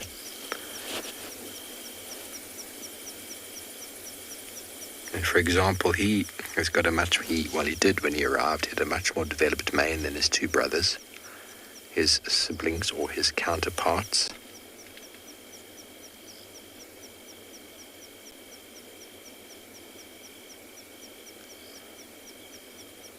Definitely the most animated we've seen him. Okay, well, our lions are interested, but not yet looking at something. It seems like Dyke's lions are on the move with something to hunt.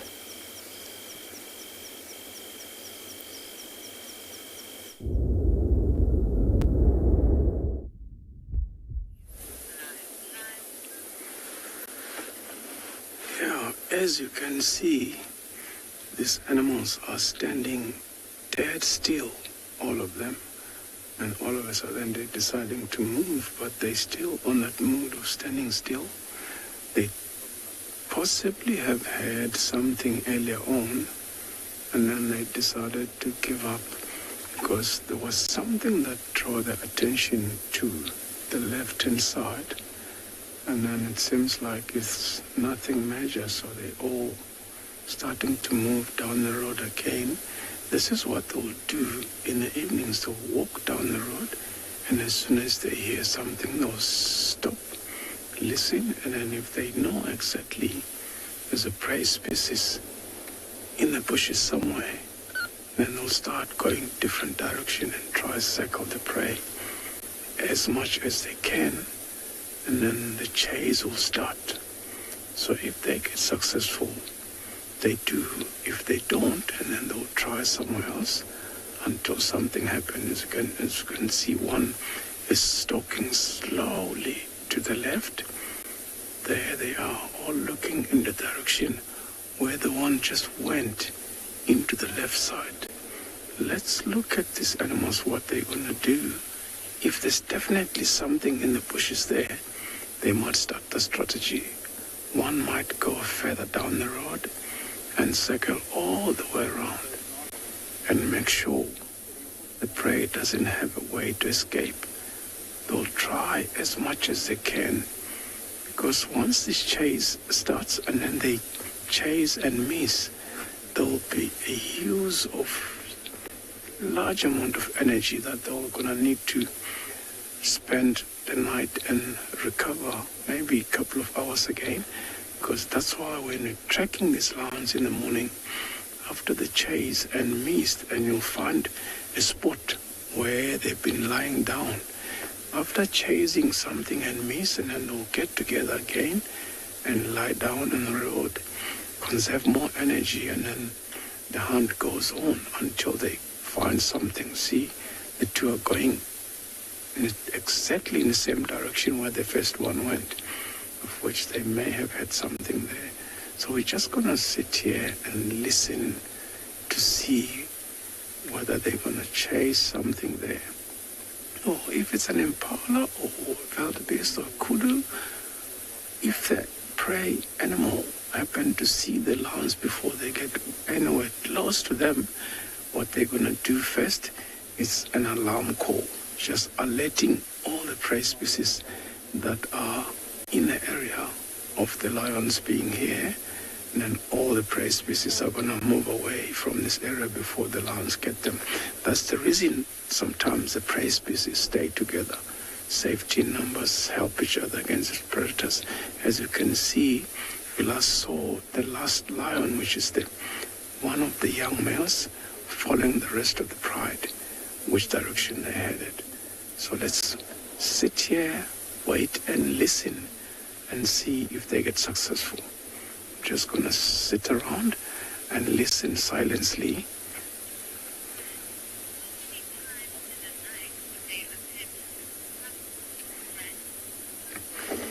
Frank, wow. To be honest, how many times I don't know. If you have seen how many lions are there, these animals will need something really big to feed them all, because it's quite a large number of animals in that pride. If they kill an impala, that will be gone in a split second. So they need something like a giraffe, buffalo, or zebra to feed them all. But if they happen to kill a zebra, then they'll be feeding, and then if they kill tonight, tomorrow morning, if we get back to where they were, they'll still be there. But if they take down an impala now, that impala will be gone, so they're going to need to hunt right away.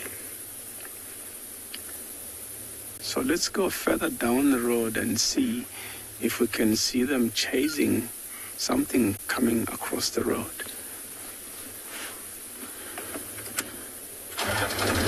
All right, here we go. We're just going to carry on down the road and stop, listen again to see if something happens.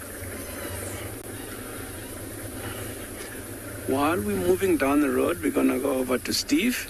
And then Steve has got some lions for us. So, yeah, see you later.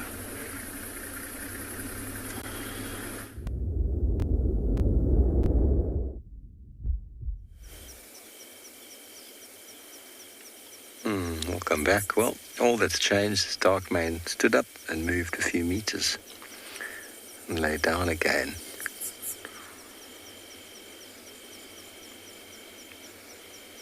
We've got patience.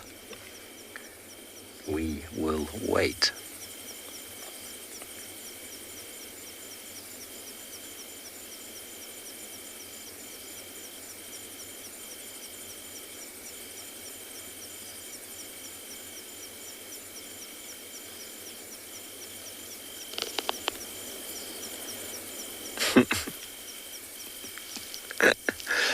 Anna-Marie, he does look like he's in charge of it all. The general today. He's so alert. I think he's hungry. You know that look people get when they're a bit hungry. They get on edge. He's like that right now. He's very alert. It's amazing how quickly he can move as well when he needs to.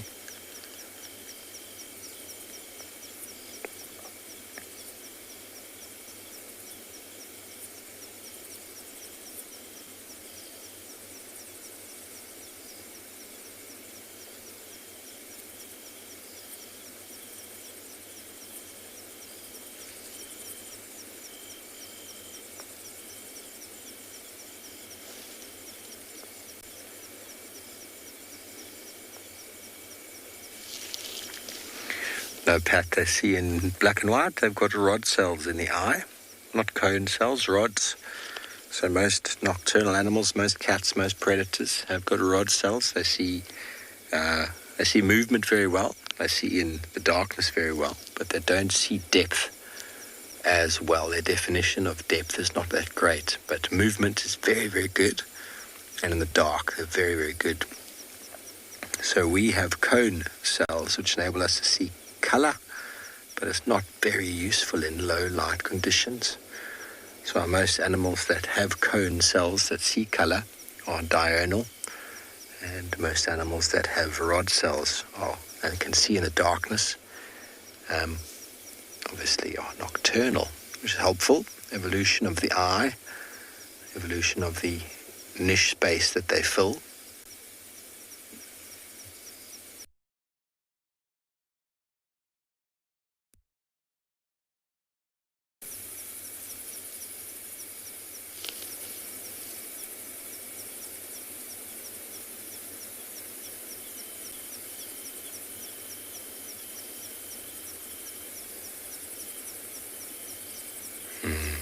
Breeze is coming gently just from in front of Darkmane's face, across him.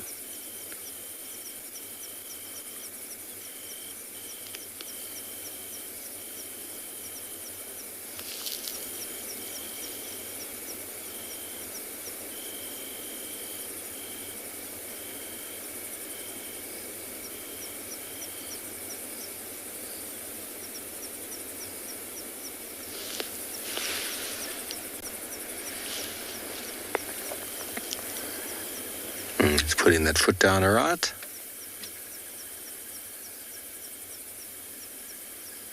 Now that everybody's watching him, there's no weakness.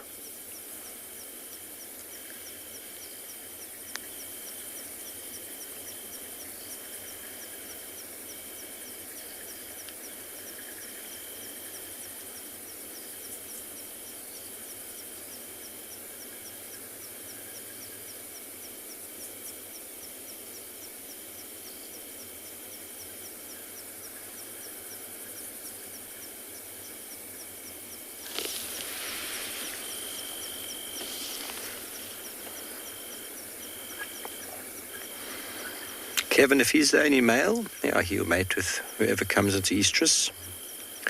If he's in a coalition of 3, 4, as the first male to basically see that female or to covet her, he keeps her.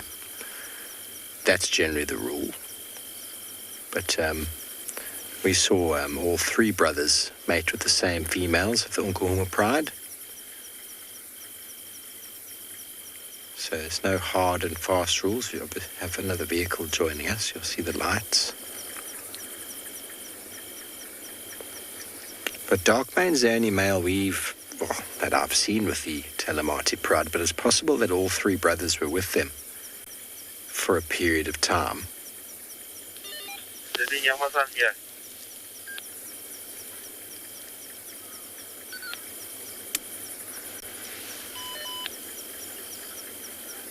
So they might all three have been there for a period of time and then mated with the Pride. I don't know how many females had cubs, but there were 9.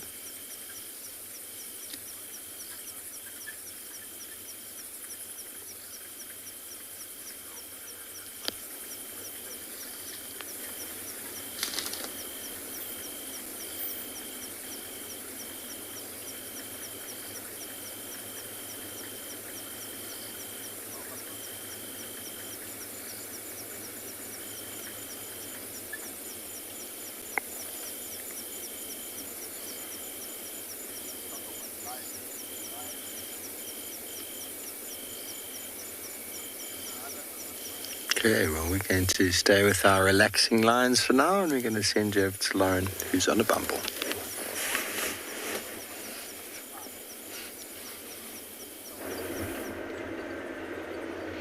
Hello everyone, I am still here. We've had a few breakdowns, I'm afraid, today, but we're champion on trying to find some nocturnal animals for you. The hyena den was not active, I'm afraid. I really don't know. But I am looking forward to answering your questions, since I seem to not be having much luck at finding living creatures.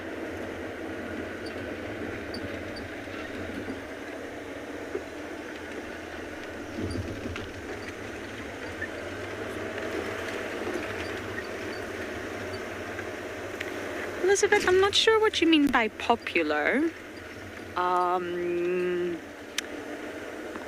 I'm going to guess that you mean their populations. I'm going to go with that. We actually had a genet earlier, which was really incredible. It's my first genet in a while. And they seem to be, being sighted quite a lot lately. So in terms of populations, the nocturnal animals I think would surprise you. We had camera traps in Djuma for a while. And it was run by Panthera, a lady doing a PhD. And the results were just astonishing.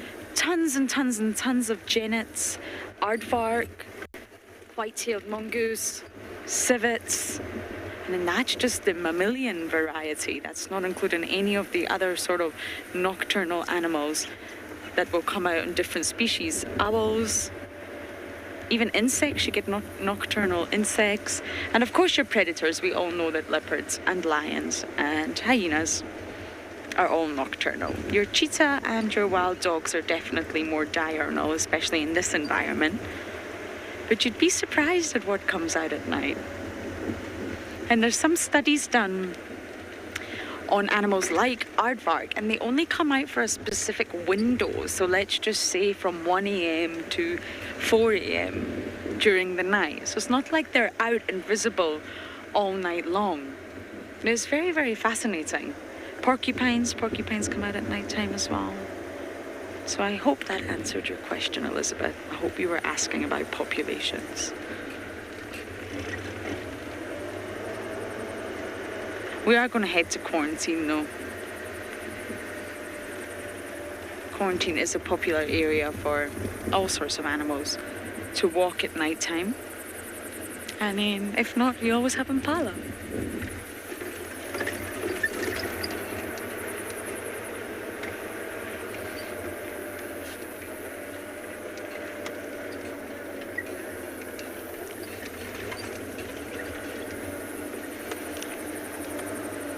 Rochelle, my goodness,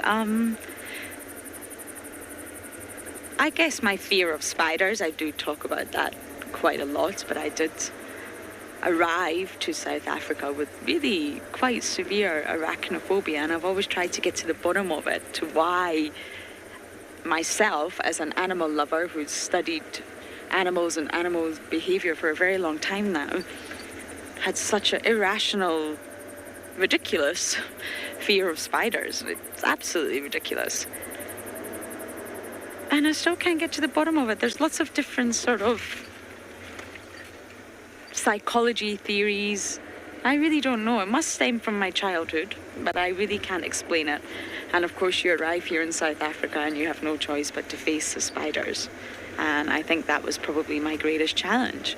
Everybody used to tease me. Brent used to put spiders in my bedroom. Yes. Everyone used to make fun of me. Stefan Winterboer tried to teach me how to collect spiders safely from the room to put them back outside. That lesson didn't go very well. But yes, I think that's what I would say my greatest challenge was, and I really think I've overcome it. I've slightly fallen in love with spiders a little bit.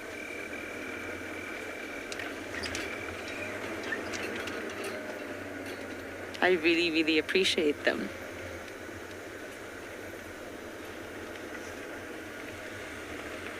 I mean, 8 legs is just a few too many, but you know, I've gotten over that.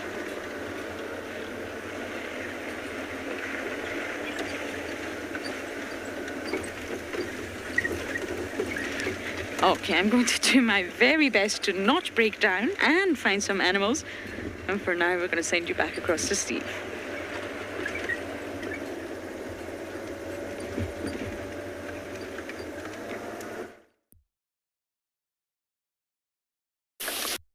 Our lions aren't doing much. Being viewed at night with the spotlight, perfectly normal. Sorry about that, you just caught me mid-jacket application. Obviously, if there was any animals nearby, the lights would be off. The animal's behavior would indicate that they were going to hunt. And they go through moments of hunting activity, then into moments of stillness once again.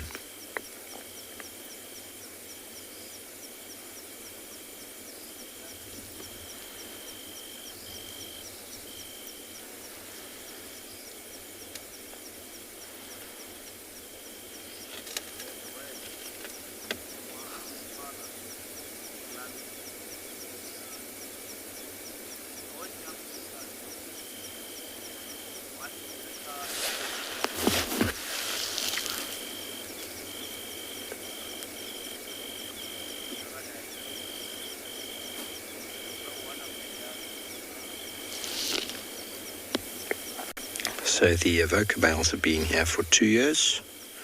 This will be their 3rd year. They arrived when I arrived, just after I arrived. The Birminghams were still here, so the Avocas arrived in sort of about this time. Oh, there we go. 2018, around April, May, they arrived. And took a little bit of time, but I got the Telemates pregnant with 2-year-old cubs now, plus minus, and Kuhumas. With the first cubs will be 2 in June. So that sort of pride tenure of 3 years is a pretty good go for male lions, bearing in mind that they still need to hold it. Now you can have anywhere from 1 year to 6 years as a pride tenure, depending on the strength. Bearing in mind there could be 6 of you, there could be 2 of you, there could be 1. So I discussed it quite at length this morning. There's no actual hard and fast rule, Malinga, for dominant male lions in an area. There's many, many factors, many variables that can go into it. For example, this fellow is in a coalition of 3, but I haven't seen the 3 of them together for a while, so he's really, really susceptible to getting killed by a couple of males. Whether that will affect his brothers is hard to say. They seem to have just moved to a different area altogether. He's still enjoying the northern parts, and they're enjoying the sort of more central parts of the Sabi Sands. And some males will move into an area because there's a vacuum. There'll basically be a lack of males in that area, and they'll just move in. Okay, well, we're going to stay here with these flat cats and send you over to Daiku. He's caught up with these cats.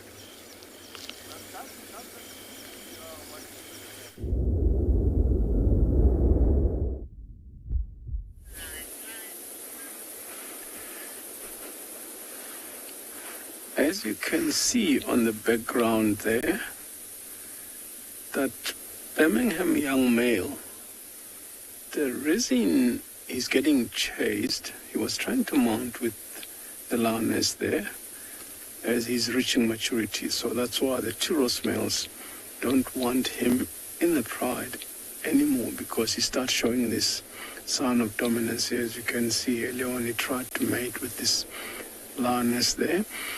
Otherwise, after some times, we thought we lost these animals because they had all gone into the bushes, of which they got interested in something that we couldn't see in the bushes there. Unfortunately, they didn't have any luck. This is what lions will do the whole night. They'll go into the bush and try, get something, and then come back to the road. Like I mentioned earlier, if you're tracking them after a chase, because they use a huge amount of energy, and they want to come back to the road where it's nice and open and lie down. So even if you're tracking them, you'll see, oh, they were lying down and resting here. And then they'll get up and move again until they hear something. And they do the same thing, go into the bushes, try if they can catch something, and then continue down the road. This is the journey of the night. The whole night, this is the same thing that's going to keep happening until they get lucky. As you can see, they're slightly changing the direction because all the guys in front are all the young ones, of which the adults can be at the back there. Maybe the adults have decided they're not going to come this way because they tried this side. They may be trying to go a different direction, because if there was something there, they may have been seen, so they know the animals that are in this area, they know that there's lions already, so they might as well want to go try some other places where the animals are still not aware of the lions being in the area. As you can see, the one lioness that got up now, she's starting to disappear. Slightly losing her, or she's joined with the others. As you can see, the eyes flashing back there. Looks like they're coming back and try to, or she just went to reunite. I think the two just came out of the bush. That's what they'll do. Normally reunite, rub their heads against each other. That's sort of like bonding, natural bond, and then carry on moving.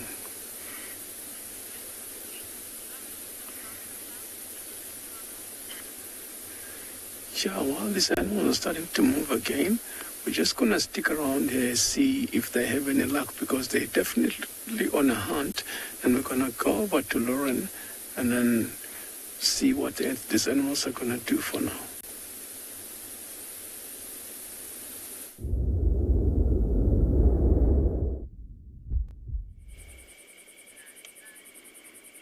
I have an impala,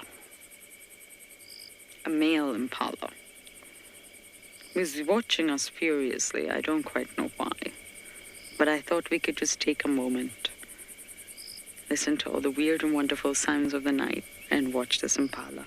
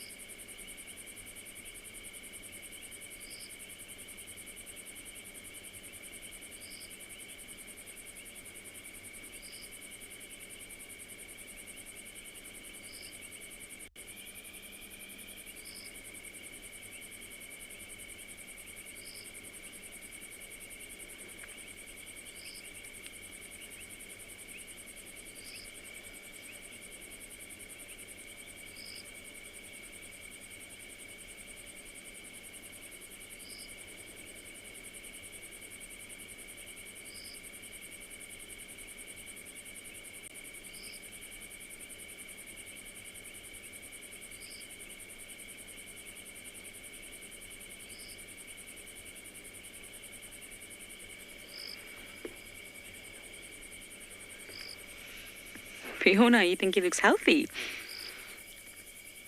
He is real, I promise. Yeah, there we go. We've got a wee ear twitch. He's definitely real and definitely alive. You can see his neck's getting thicker. He's on his own, which makes me think he's starting to establish a little territory. The rutting season hasn't fully kicked off yet. It's starting, absolutely. But it's definitely not in full swing. And he does look healthy. That may not last, or he may lose condition. He most likely will lose condition.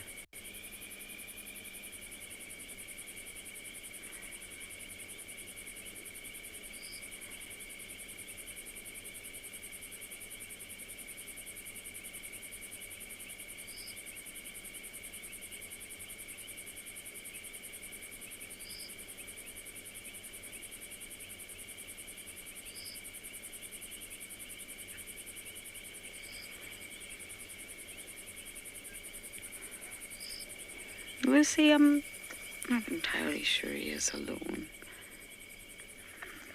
Let me just scan around. There's lots of impalas on quarantine. But it is the start of the rutting season. And when that starts, male impalas do find their own little territories. It's a temporary territory, it will dissolve. And they compete. So by setting up their own separate territories, they are sort of spatially separating themselves from one another. They don't want to be next to each other, they're competing. And they're competing for the females. So that's most likely why he's alone. When it's not the rutting season, they do sort of form bachelor herds, where they all stick together and they're all friends. But I can assure you, they are not friends when it comes to competing for the ladies.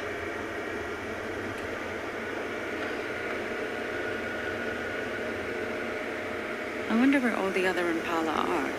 Impala are guaranteed on quarantine.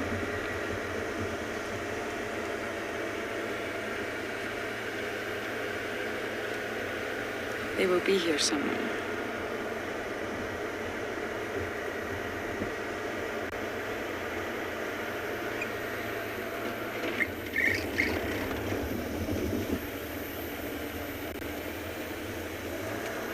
I didn't catch that name, but no, they can't delay rutting season. It's cued by the shorter day lengths of the start of April, and it's cued by an environmental trigger. So once the shorter day lengths come, it triggers biological changes in the male, which then causes behavioral changes in the male, and then biological changes in the female. So it's a chain of events, and it's all started by the shorter day lengths. So it won't be exactly on time every single year. It will obviously vary, but they don't delay it. Once those shorter day lengths come, the biological changes will inevitably take place.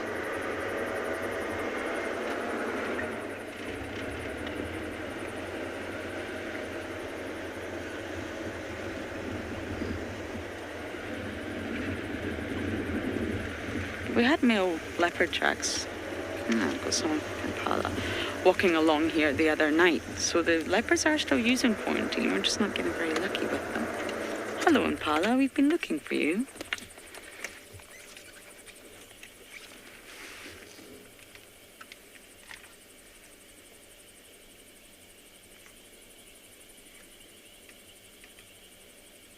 That's the females. Oh, actually, that's a young boy. Apologies.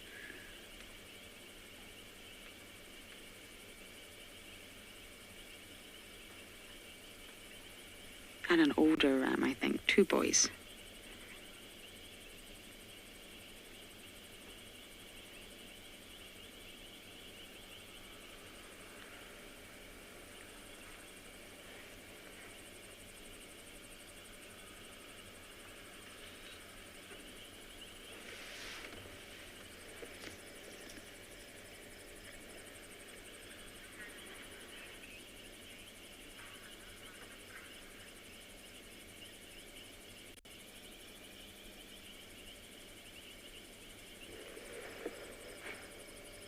Sorry, Gwen, one more time with that question.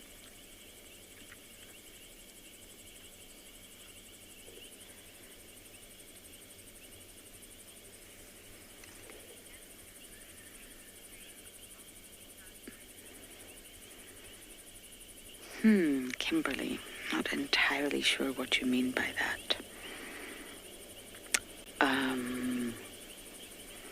Do they communicate the same with one another? It's a very broad question. If you're using animals, it would depend on what animals you were talking about, I'm afraid. Trying to think where to start with this question. Every single species has a different way of communicating. Be it visual, be it auditory, be it chemical, be it detecting vibrations. And those forms of communication are not going to change necessarily. But then you do have examples where giraffes, for example, are said to be quite silent during the day. But at nighttime, they do communicate with one another through a very low frequency humming that is not detected by the human ear. So they are silent during the day because they can see. Did he just get it right? They can see one another, so they're in visual contact. But then at nighttime, they maybe can't see, so therefore they communicate in a different way. So it really depends what species you're talking about with regards to that question. You also have sort of termites that are constantly communicating 24/7 in the same way through chemoreceptors. So I hope that answered your question, Kimberly, but it's a big one.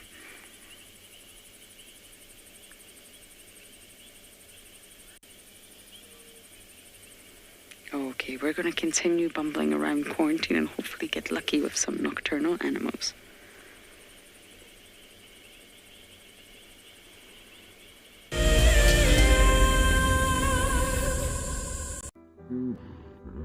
Nestled on the banks of one of the largest lakes in the Sabi Sands lies an award-winning game lodge called Chitwa. Many of you will have been on safari here virtually with WildEarth, but now we are offering you the chance to see it for yourself in person.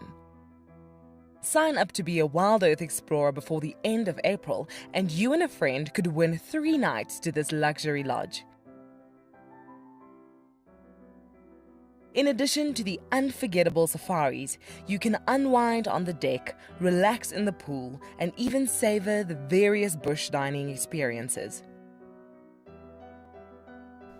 Chitwa's holistic approach to hospitality, with specific emphasis on conservation, will leave you with the very best memories of the African wild. WildEarth Explorers, it's in your nature.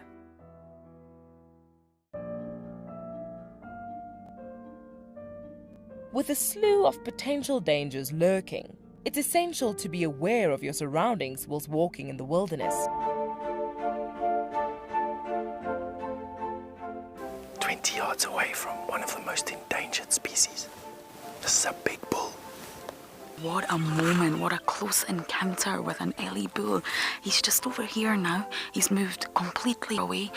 Being on a bushwalk and seeing a leopard, I mean, it's ridiculous to be this close to a leopard on foot and for him not to run is absolutely insane. How crazy was that? Through the gap there is just the back of the head of a male lion. He is absolutely unaware that we are here right now. I tell you, seeing lions on foot, it definitely brings out the caveman in you, this little scared human being. I'm Nikki here at andBeyond in Ngala in South Africa. I love getting questions from viewers about all the small things within the environment and how it all is integrated with one another. If you want to ask me any questions, please simply register with the WildEarth website, head across to the Live Safari page, and then post your questions there. I'm looking forward to chatting to you on my next WildEarth drive.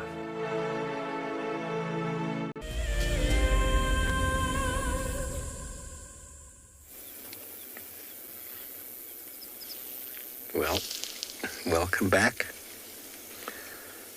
Our lion bride has taken to full slumber.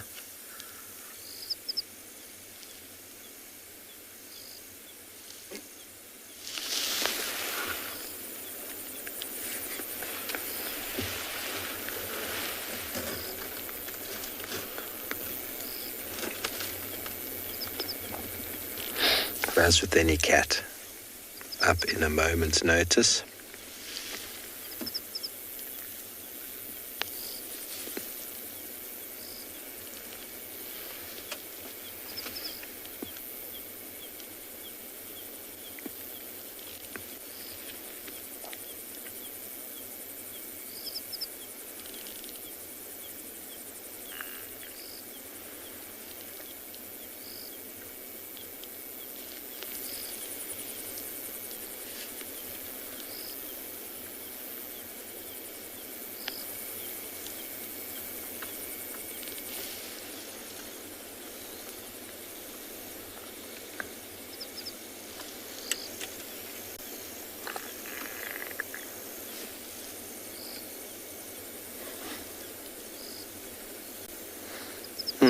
Chandra, it's always nice to spend time with the lions. When they're active, it's obviously more exciting.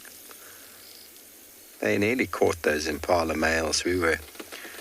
After we cut away from you quite a long time ago, we had those first males we thought we were going to fight, and we saw two that were having a proper fight. And then a third one, who clearly these two were transgressing on his little patch, came tearing in to sort them both out. And these lions came charging in. No doubt that works for them sometimes. The confusion, the males are so overwhelmed with each other's presence that they just get eaten.